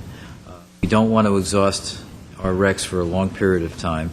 It has been beneficial from a monetary standpoint. There's no question about that, and we'll assess it towards the end of the year again. So that ties me to the next question: is how is the market price determined for these RECs? Essentially, it is a market price, and it ranges anywhere from $5 to $20 per credit. And they generally average between, a more realistic average is somewhere between $10 and $15. So who sets the market? It's market-driven. It's market, and we negotiated, in this case, we negotiated the price with Pasadena. Okay, so it's a negotiated price, not like an open exchange where people can freely buy and sell. There is a market for that. There is an exchange, but we didn't participate in that market for this. This was a direct negotiation. Okay, oh, that's good to know, because I think, as Commissioner Armenia mentioned, that the first question he asked was, how much did we get for this? So it's $5 million was the answer, but in the past, I don't think we were able to get that figure or understand where that figure came from, So it would be helpful to continue that transparency and help us understand where the revenues and costs are being driven. Sure. I had a question regarding your renewable sales here of 24-32% roughly, depending on whether you're using the options or not. To what extent are those just purchases, or to what extent are they derived from capital assets that GWP owns, or can we characterize that? Yeah, I don't know. I'm going to ask Mr. Linz if we can split that. I believe most of our renewable is purchase. Okay. We do own Tieton, and I don't know how much of that is in. Good evening, Madam President, members of the Commission, Steve Lenz, AGM Supply. I don't know the exact numbers, but there's a good portion that's ownership and there's a good portion that's purchase. We can certainly come back in next meeting with the breakdown. We own the small hydro. The three options all would end up being ownership if we opted in. We've got 3 years from the commercial operation date to opt into those projects. Some of the other wind is, as Mr. Starker mentioned, long-term purchases. We don't have the specifics, but it's a good portion of both. We can come back to you next month with the actual breakdown if you like. Yeah, I think that might be kind of interesting. Along with that, the RECs that we sold to Pasadena, were those from GWP-owned capital assets? Yeah. Those were from Shoal Canyon, which is GWP-owned capital assets. Okay. And Pasadena found that more in its interest than to go out and make purchase renewables the way Glendale does, apparently. Well, they have a much more aggressive renewable portfolio goal. Their goal is 40%, far more than Glendale, and they're not as far along as Glendale, so they catch up. Okay. And these projects take a great deal of time to put together, and right. they weren't able to, I think, to put together all the long-term projects that they needed in that timeline. And just a quick point on the market price. Although it was negotiated bilaterally with Pasadena, it was based on market price. So the deal was closed at market price based on the market at the time that we negotiated the deal. And presumably these coal generation plants like the Intermountain Power Project are experiencing reduced revenues, I take it, because of the move towards green power. Is that adversely affecting the way those plants are maintained? Do we know? Not at all. No, in fact, the participants in IPP in San Juan, as Glendale is, have an obligation to take so much energy from those plants. So at the moment, the output is being taken as committed.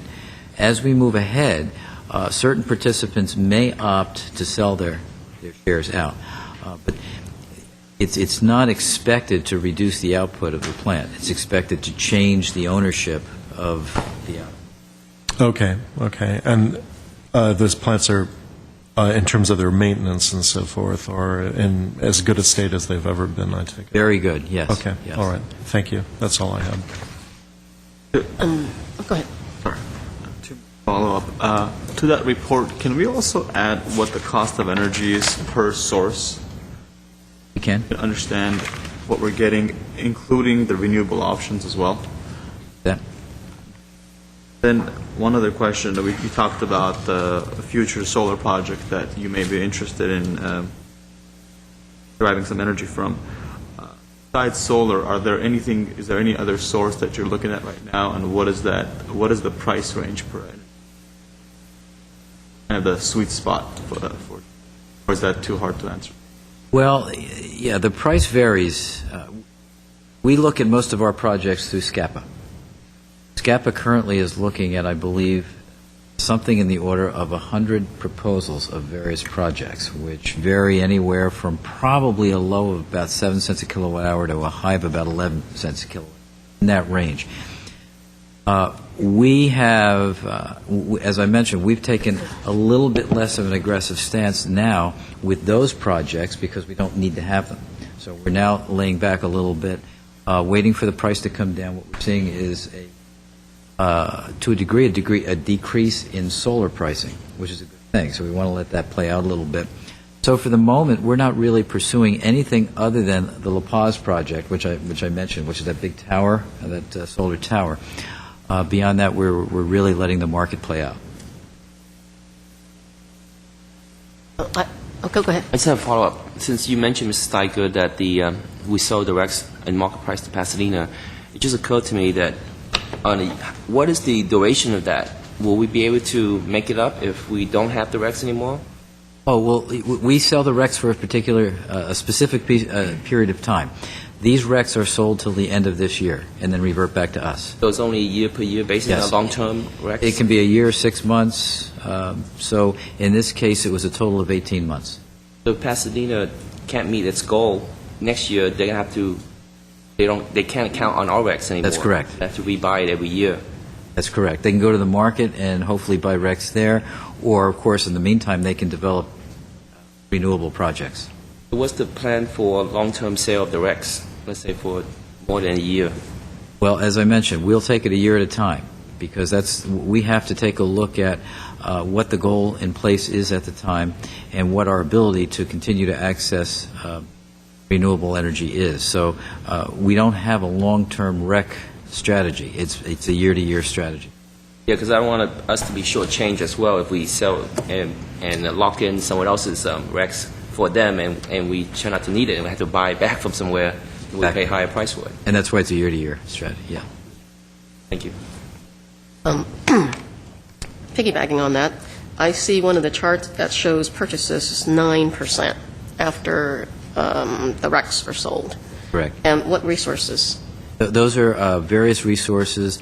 Can be natural gas. It can be various. Those are market purchases. So those are real-time, day-ahead type purchases.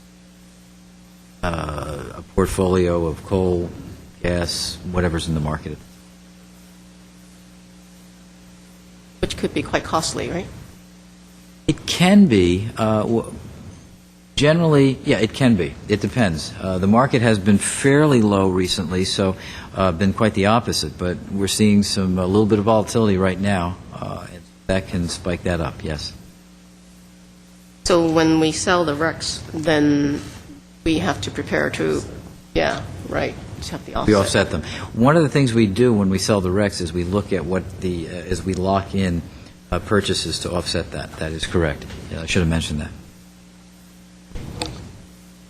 So the $5 million in revenue is not net? No, that's net. That is net? Net, mm-hmm. After offsets from purchases? Okay. Well, just to clarify the RECs, because I'm not sure I understand, could you also explain to us that we're actually just selling the renewable, not the power itself, right? Just the renewable portion. In this case, we are selling some of the power associated with Shoal Canyon. So yes, and normally when you sell a REC, it's strictly just the credit for that. It's basically taking the label off of it of a source from a renewable to a non-renewable. In this case, we did both. So in the future, we could potentially use the power but sell the label of renewable to someone else. Yes. And that has that value. That potentially be the net $5 million. That could be just the label and not the power itself. That's correct, yes. And does it make more financial sense to go for that market purchase instead of exercising our renewable options? It might, and that's why we look at it on a yearly basis. It could. But ultimately, we do have to keep our eye on the fact that we have an obligation to reach most likely 33%. So as we get closer and closer to 2020, we start to back off of the REC market and looking at what our specific needs are. Any other comments, questions? No? Your risk assessment or the hedging program you're using, I guess, is partly the basis for making the determination about these purchases. To a degree, the hedging program right now hedges natural gas primarily as the fuel that we use to generate. So that's a direct linkage to our costs primarily at Grayson and also at Magnolia and two other plants that we're associated with. But that's a natural separate. Yeah, and that was a natural gas hedging. Right. Okay. All right. Okay. Next item. Item 3F, water report, backflow, Peter Kavunas. Dan Askenizer on behalf of Peter Kavunas. Madam Chairman, members of the Commission, my name is Dan Askenizer. I'm the manager of the Water Quality Group for Glendale Water Department. At last month's meeting, Mr. Kavunas gave you a short report about the city's backflow prevention program, and his goal was to alert you to a role that you might play in the future as we go forward with this program.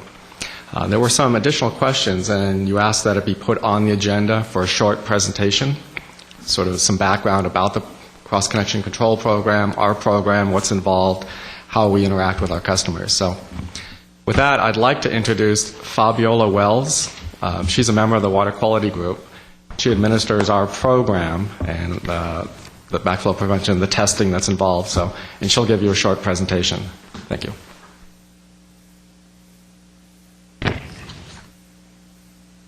Hi, good evening, members of the Commission. My name is Fabiola Wells, and I'm going to be talking and giving you a brief presentation about the Cross-Connection Control Program.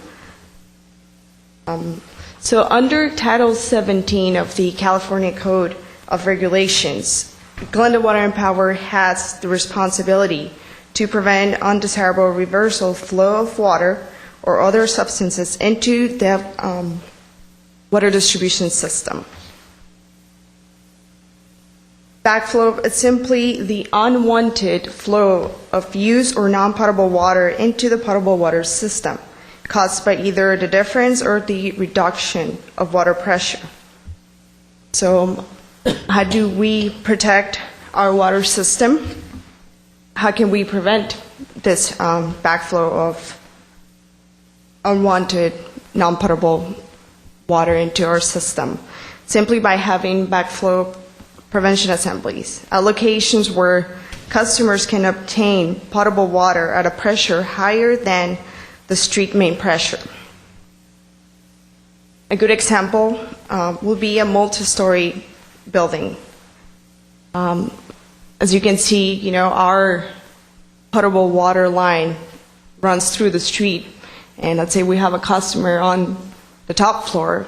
How are they going to get the pressure underwater that they need? Usually in a multi-story building,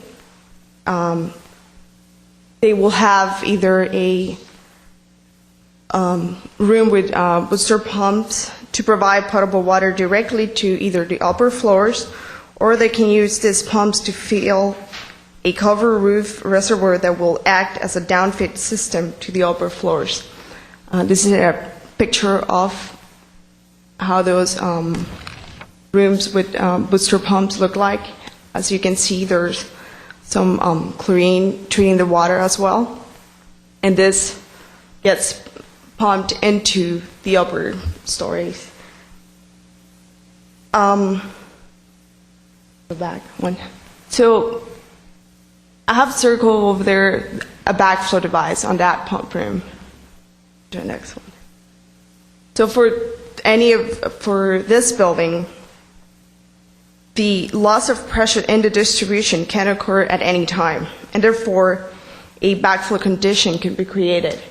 As you can see, the blue arrow shows the normal flow of the water through the pipes, and if for some reason there is a loss in pressure within the same building, that water could potentially come back into our system, but a backflow device will prevent that from coming back. That specific device, it's called a reduced pressure device. It has two main check valves and one relief valve at the bottom. And this is where our backflow prevention program comes in. For the City of Glendale, under Title 13, Section 32, our backflow prevention program or cross-connection program, under this title, talks about the policy, the purpose, how we run this program, what our responsibility is as a utility. So this is very simple. This is how our cross-connection control program works. First of all, a customer is notified that they need to test a backflow device. They will have two options. They will either test the device or they will not test it. If they test the device, they will receive a notice the following year because these devices need to be tested at least once a year. If they decide not to test the device or to comply with GWP, there's going to be two options. The yellow one, it says GWP will schedule a required test for this customer. This is true for example, a hospital. We cannot turn off their water. And if we were to do this, we'll have a third-party tester device certified. This will add a cost of an admin fee, the cost of the testing, as well as the civil penalty of $250 per device. If they decide not to comply and it's not a hospital or a customer that we cannot terminate the water service for, they will receive a notification of water termination, and follow that, a civil penalty of $250 per device will be added to their account. So I have an example for you to see how this works. So if you recall the previous slide, the customer gets notified. So we'll call company X. We'll get notified June 21st of 2011. The test form will indicate that the test is due July 31st of 2011. Within our ordinance, there's a language that says that GWP provides the water user 30 days to have the device tested. And the package, the customer will receive a specific test form that will have information of the device located at their property, a brochure of our program with more information, along with a list of testers or list of companies that they can contact to have this devices tested. This is how the test report looks like.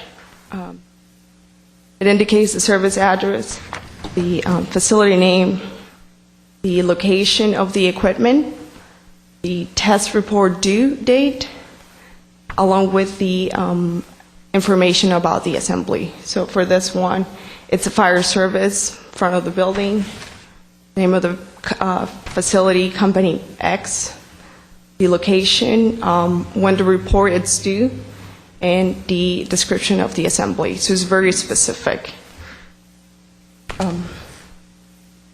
So after 30 days, again, the customer has two choices. They will either test the device or they will not test it. If they test it, again, company X will receive a notification June of 2012, so a year after. If they decide not to comply, they will receive the notice of noncompliance on August 1st, and again, their report was due July 31st, or we will schedule a backflow device testing to be performed at their facility. So this is where the civil penalty comes in. We will add a charge of $250 per device to the customer's account if they don't comply by the due date. Again, if we schedule the testing, there's an admin fee along with the cost of the testing. One of the things I want to reinforce is it's a lot of money. It's $250 per device. So, and this is very important for our water quality to make sure that there's nothing coming into our system. So under the noncompliance, under Title 13, Section 32, Section D, that's where the Commission comes in. It says that any user may appeal the assessment of civil penalties and costs to the Glendale Water and Power Commission within 15 days after the date of the notice. So this customer X received their notice on August 1st, so they have until August 15 to send something in writing and communicate with the Commission or GWP to appeal for those charges. So as you can see, the enforcement of this program and the changes in the ordinance have made a big difference. Currently we have 1,600 backflow devices in our system, both commercial and our own GWP devices. And since 2007, the compliance has gone up from 21% to 99%. So our customers are complying, and they are keeping our water system clean and protected. Have any questions? I'd like to express my appreciation for your excellent presentation today. Thank you. There's also a kind of assessment program, isn't there, where you look at new properties, and since Glendale's mostly already developed, presumably it's changes in properties, property ownership, to determine the likelihood of a backflow situation occurring. And could you talk a little bit about how that works in your utility? Yeah, we currently have a active field inspector, and he will go out, in between, different inspections, and if there's some tenant improvement or development within the area, we will go and do, a check. And are you notified of all changes of property ownership in the city, especially where it might involve a commercial zone? Some of them, currently we're trying to work with our planning department to have a direct communication, so whenever there's a tenant improvement, we are notified, and we can go to the property and check if there's a need for a backflow device. Unfortunately, in the past, if there was no need for a new water line or a new water service to be added to that property, we wouldn't be notified.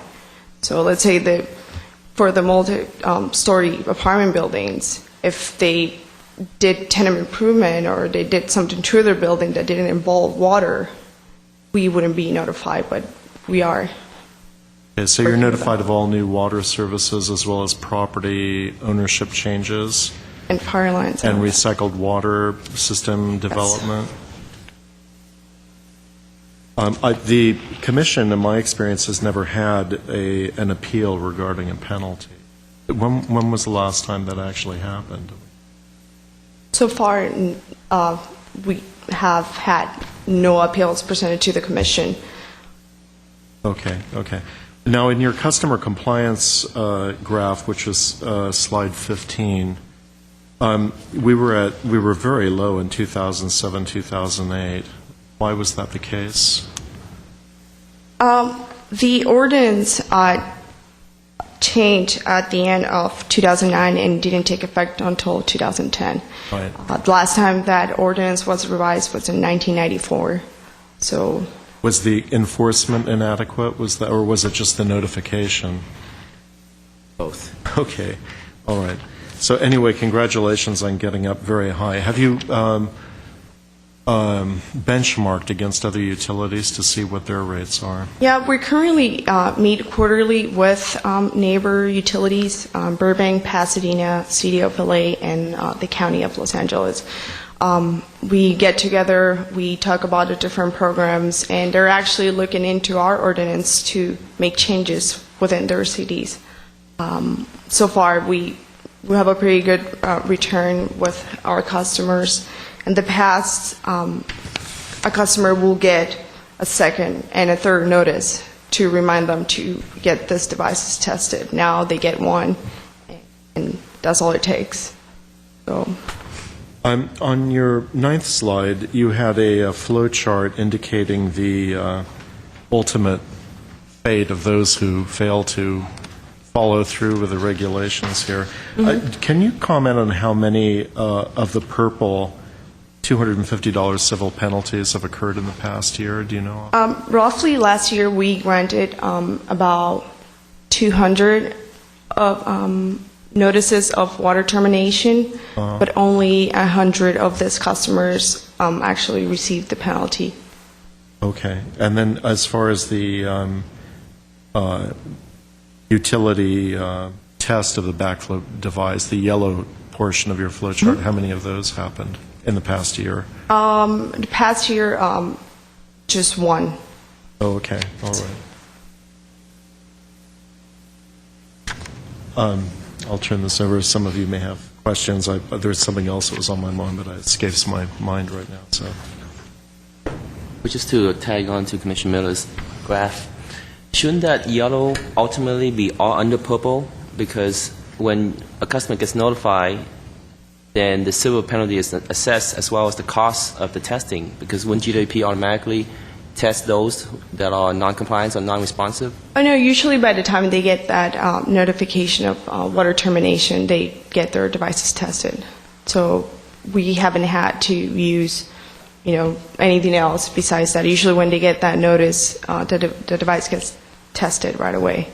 So they do get the test and they still get assessed the civil penalty? Yeah, that's correct. So there are actually two bottom options so it is correct the way it is. So I thought ultimately that everything becomes a civil penalty and a test gets... The only difference is that if we have somebody test their devices, it's going to be more expensive. They have to pay for a third party plus an admin fee, and they will still have to pay the civil penalty.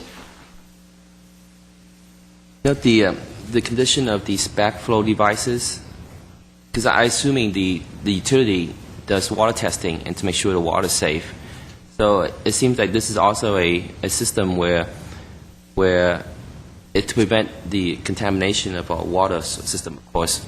But isn't also that redundant that we're trying to do is to make sure these devices work, as well as we continue to test our water system to make sure that there is no contamination? Well, our water gets tested regularly. Our water quality group does the testing. The way the devices work, I actually have I'd one. like to comment on that. I can say for certain it is not adequate. Your testing program for most water utilities is based on maybe once a week sampling at certain locations. The locations may be not located to where your backflow prevention assemblies are. So you wouldn't be able to capture a backflow prevention event if it happened using your routine sampling. The chances of catching it would be very low. The way you would catch it is that the event would happen, people would get sick, and the public health department would intervene, and you don't want that. That's why this program is mandated separately. If I may. Oh, go ahead. Yeah, I had a question. Now, on this assessment issue where you're looking at your new services, your change in property ownership and recycled water, how does your management know that all of those are being captured? Like, for example, on your compliance with the tests, you've got plate 15. There's obviously a report going on where management knows that most of the customers who have these devices are in compliance with the testing requirement. But how do they know that your surveillance program is covering all potential situations that are developing where backflow prevention occurrences might result because of new services or changes in property ownership, where, let's say, a 7-Eleven is being replaced by a dye manufacturing entity? Mr. Miller, let me answer that one. There's sort of a multi-layers that we do in terms of, we meet as a group. I meet with Fabiola and our field inspector, Mr. Benzer, to update what's happening each week in terms of his inspections, what we've learned as far as what's out in the system. We have people coming to our service counter with plans who have been sent over from the planning department when they're making changes, things like that, and they're coming over to the water department. So we have an opportunity to review plans at that point. We do have monthly performance measures that we pull together, and provide to the management. So, and I meet with my management, Mr. Kavunas and Pat Hayes, on a weekly basis to sort of update them what we're doing in the program. So. Thank you. As best we can, we're trying to stay on top of everything. I do thank you for that, and it's good to know that everybody's being properly informed.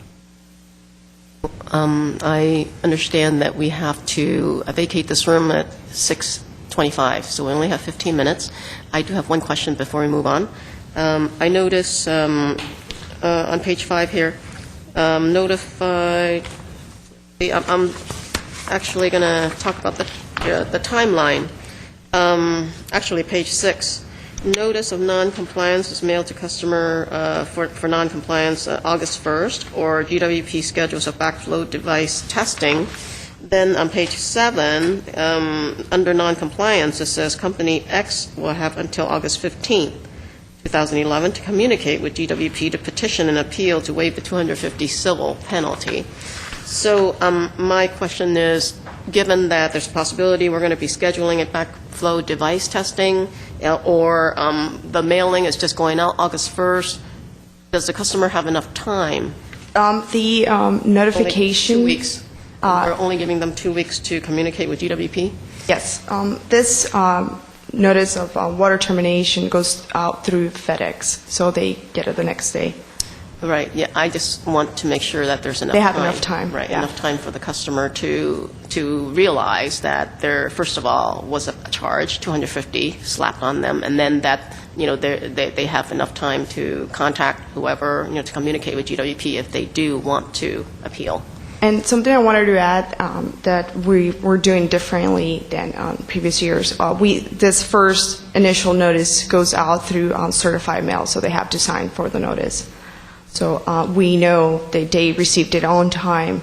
And let's say for some reason the customer got it 2-3 days after the beginning of the month, we'll give them 30 days from that day that they signed the form to do the testing. So, I mean, it's not that, it's like, as the first and we don't have their form. We're going to look at that green slip from the certified mail. Yeah, please consider that. Yeah, okay, thank you very much for your informative presentation. And I have available copies of our brochure, our initial notice, and the sample test form available. Thank you. Okay, thank you. Next item, please.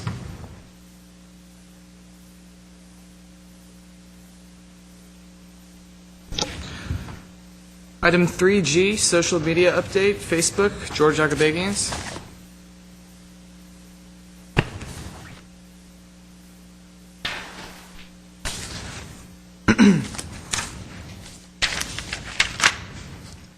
President Chan, members of the Commission, City staff, my name is George Agabagians, Office Services Specialist for the City of Glendale, Water and Power. And today I'm here to present to you a social media update regarding Facebook.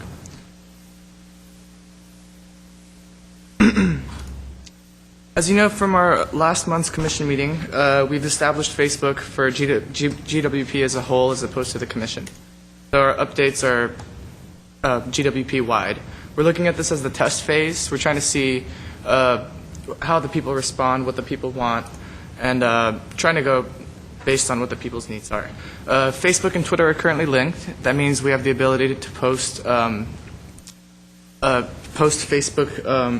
post via one another. Basically, we could use Twitter to post onto Facebook and Facebook onto Twitter. It's much more sophisticated now. It's much more collaborated. Our launch, which was officially on January 17 of 2011, let me remind you, our official launch did not include any information but our name. From January 17th to February 7th, which was the day that our vanity URL was established, we had almost 1,000 views and 43 likes. The vanity URL to describe is a unique Facebook address. Instead of having facebook.com/alphanumerical text, we have facebook.com/Glendale Water and Power. That makes it a little easier for residents and anyone who's interested to find us via search engines. From February 7th to February 15th, we generated about 2,500 views, which was phenomenal. We estimated a double or a triple in numbers. By the mid-month, we had, a week after the Commission meeting, we had about 2,000 additional views, almost 2,000. For the month of February, we have, today we have 74 likes, as opposed to 62 on the 15th. But for the month of February, we received over 5,500 views of our webpage. We had 25 posts in various locations, which is phenomenal. It's we're great to see these numbers. It's up 700% from the month before. So our Facebook is proving to be a little helpful. We hope, as we hope. These are the lifetime insights. This includes the first month where our vanity URL was not established. Currently, we have 75 likes. I apologize. We also have 6,245 views total of our posts and pages and pictures, and our lifetime post feedback has been 33. The numbers are currently higher because the data reflects only up to the end of February, but the following slide will show you a little more accurate information just because we have information up to the 5th of March. From February 4th, 2011 to March 5th, 2011, we have 6,366 views, 29 posts on our page, which is up by 263% compared to the month before. Also, the following slide will show you some demographics regarding who's visiting our page. The majority of the users who visit our page are aged 25 to 34, and the second largest group would include 18 to 24, 60% male, 36%, 60% female, 36% male. And on the bottom of the screen, you'll see the different cities that people are subscribed to our Facebook page from. One from Canada, one from the United Kingdom, the rest of them from the United States. 26 from Los Angeles, and even 13 from Irvine. And Facebook only lists the users who have specified a location. So we may have users international. So these are just rough numbers for right now. Some of the posts on our Facebook wall, we post events such as commission meetings, coffee with GWP, which proved enormously successful. We look forward to many more of those. Twitter and Facebook we use to advertise that. We've advertised vacancies, job openings that currently come out. AMI progress, we have a pie chart that shows how many meters are installed, how many meters are left, very basic, easy to understand. And backflow information, education, we have phone calls asking for information regarding backflow. They could also use our Twitter and Facebook now to look up that information and even find seminars and meetings where we discuss such type of issues. Some of the public feedback that we've received. We received a post commending our transparency, commending what we did about opening up the social media network and having more transparency with our commission, with our operations, and with the public in general. We had another post requesting an update regarding outage information, which kind of sparked a new idea that we could potentially post outage information, which could prove very useful for residents who are looking for information. George, I need you to wrap it up in 1 minute. I'm sorry? I need you to wrap it up. We have a speaker also before we leave. Okay. Yeah. I could finish in 1 minute, if that's okay. Yeah. What we're looking to do now, the next step is to identify the problems. We're looking to respond to them publicly. We're also looking to engage our followers by surveying them possibly, which I suggest is ask the public what they want us to post. So that's just one thing, and we can't do this without everybody liking us on Facebook, so please, I encourage you to follow us and like us. Thank you very much. Thank you. Yes, and thank you for showing me earlier how to like GWP Facebook. I did it earlier. It's very easy to do. Okay, we have a public speaker. Mr. Milano, please. Oral Communications, Herbert Milano. Thank you very much, Madam President Chen. Members of the Commission, my name is Herbert Milano. I've taken the freedom to submit to you a couple of photographs for you to look at on the trends in the past 10 years. My data is not the most updated. It only goes up to 2009 on some of the cases. What I want to say is that the trends from 2000 to 2009 show consistently that the electricity rates have been much higher than they have been for Los Angeles, Pasadena, and Burbank as a comparison. Now, I understand that during the last year we dropped the rates about 7%, but if we were to redo an evaluation vis-a-vis Burbank and Pasadena and so forth, we're still the highest. But nonetheless, during that period of time, we had significant amounts of transfers from the utility to the general fund. And the reason for those transfers are basically explained on the various different trends in the cities with regard to pension, wages, and the significant amount of debt that we have compiled. My concern deals with the utility rates as it pertains to those individuals on fixed incomes and the poor. And I have been, for the past year, maybe two, have been asking to see if I could get a report by zip code on the number of delinquent notices given as a percentage of the overall invoices. And I had charges made, to pay $2,000 originally. It was later on dropped to about $250. But my thinking is that if members of the commission were to ask for that report, I don't have to pay the $250 to get a report that, in my opinion, you should get every month by zip code. How many 48-hour notices as a percentage of total invoices have been given? I think it is essential for this commission to be in tune with the needs of a community where we have an 11.5% unemployment. As a landlord, I can tell you that my tenants are having a lot of difficulty meeting their rent. And we need to be conscious of the need to have utility rates that are affordable, especially for those families on fixed incomes and those who are underemployed. The next thing I'd like to request is to discuss a little bit about the water rates or the water utility. Now that the city is not going to transfer from the water utility to the general fund, I think it is time for the utility to review the capital improvement needs as they were assessed and evaluated about 3 years ago. I think it was 2007. At the time, it was about $200 million of capital improvements that were in arrears. Now that the water utility gets to keep that money, I think it is time to get a report once again to see how we could use that money to address the capital improvement needs of the water utility. Last thing I want to actually mention to you is that the city for a long time has been doing a hidden transfer. That transfer is found on the CAFR. I think it's around page 136 or so. The transfer is hidden because the city, the Glendale Water and Power, charges the city of Glendale for street lighting only $3,000 for providing 9,200 megawatts of power. That's a hidden transfer of about $1.5 million. It wasn't that way always. It changed in 2003. And I believe that now that the city is looking at charging the utility with all kinds of additional allocations, that we look back and put this thing and make it right. Because the general fund now owes the utility quite a few $1 million. This is money that the utility needs to be able to put that money into capital improvements. And one last thing concerning the wonderful idea of having this information on Facebook.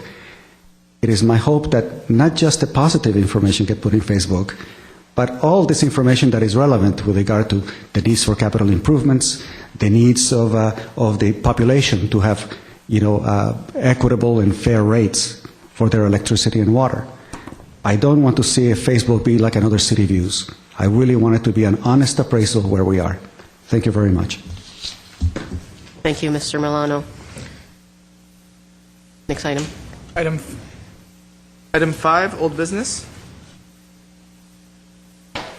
No old business. Next item, please. Item 6, new business, agenda forecast.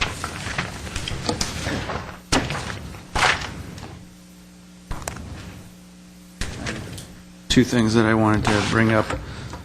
This issue keeps coming up every time Mr. Milano speaks regarding getting the sort of analysis that in terms of delinquencies. Is that possible to have that sort of report? Possible to get that. For the commission? Yes, it is.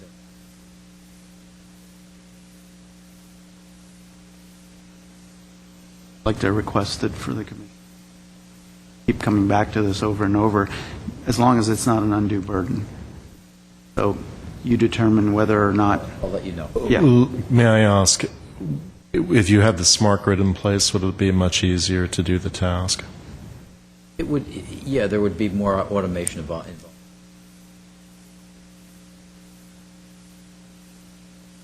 It's really not an issue of smart grid, it's an issue of credit. That's the issue. I mean, if someone's going to be spending weeks on this, that's not my intent. but if it's possible to run a report off of your computer system, then I'd like to see that. The second question I had has to do with this, the cost allocation issue.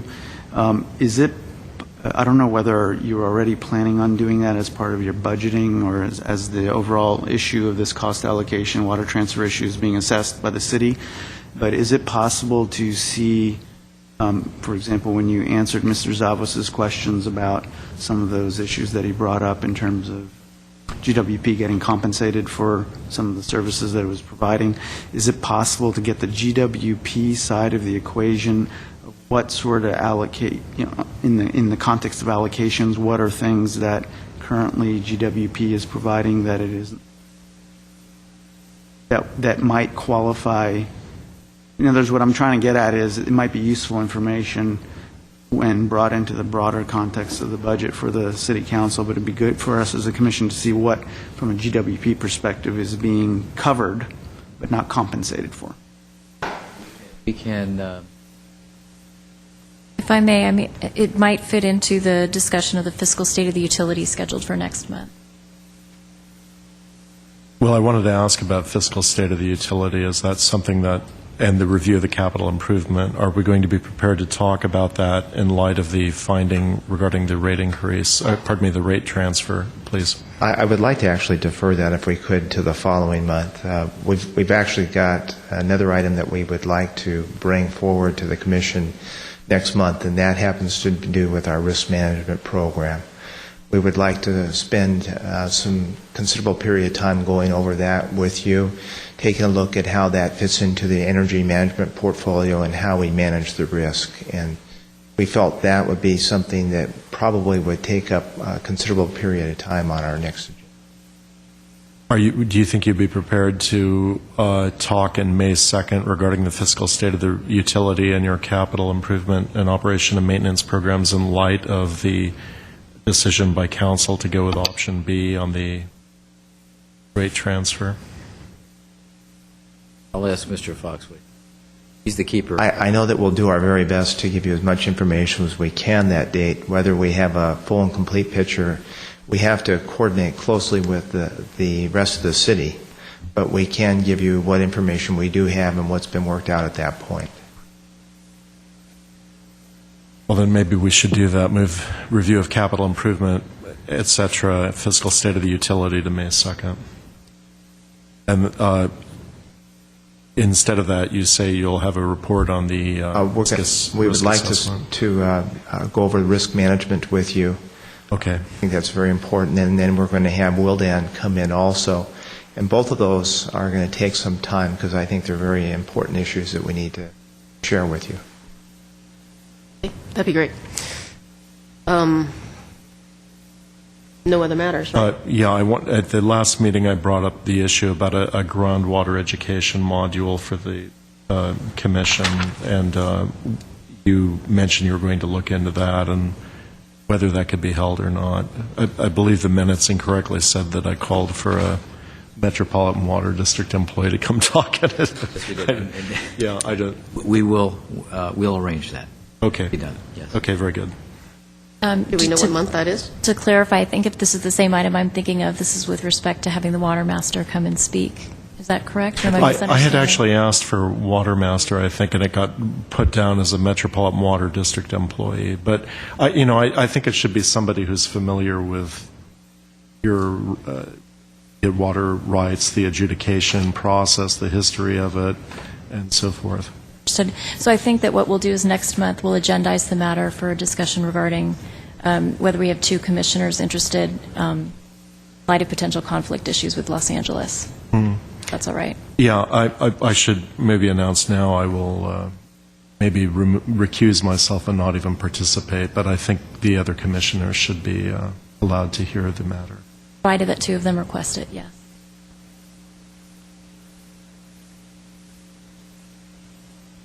I don't want to be rude, but I've been given the high sign by the people that are outside. They were supposed to have the facility at 6:30. I'm seeing that, too. All right, so do we have a motion to adjourn? I'll make a motion to adjourn. Second. Thank you. I'll say aye. Aye. Aye.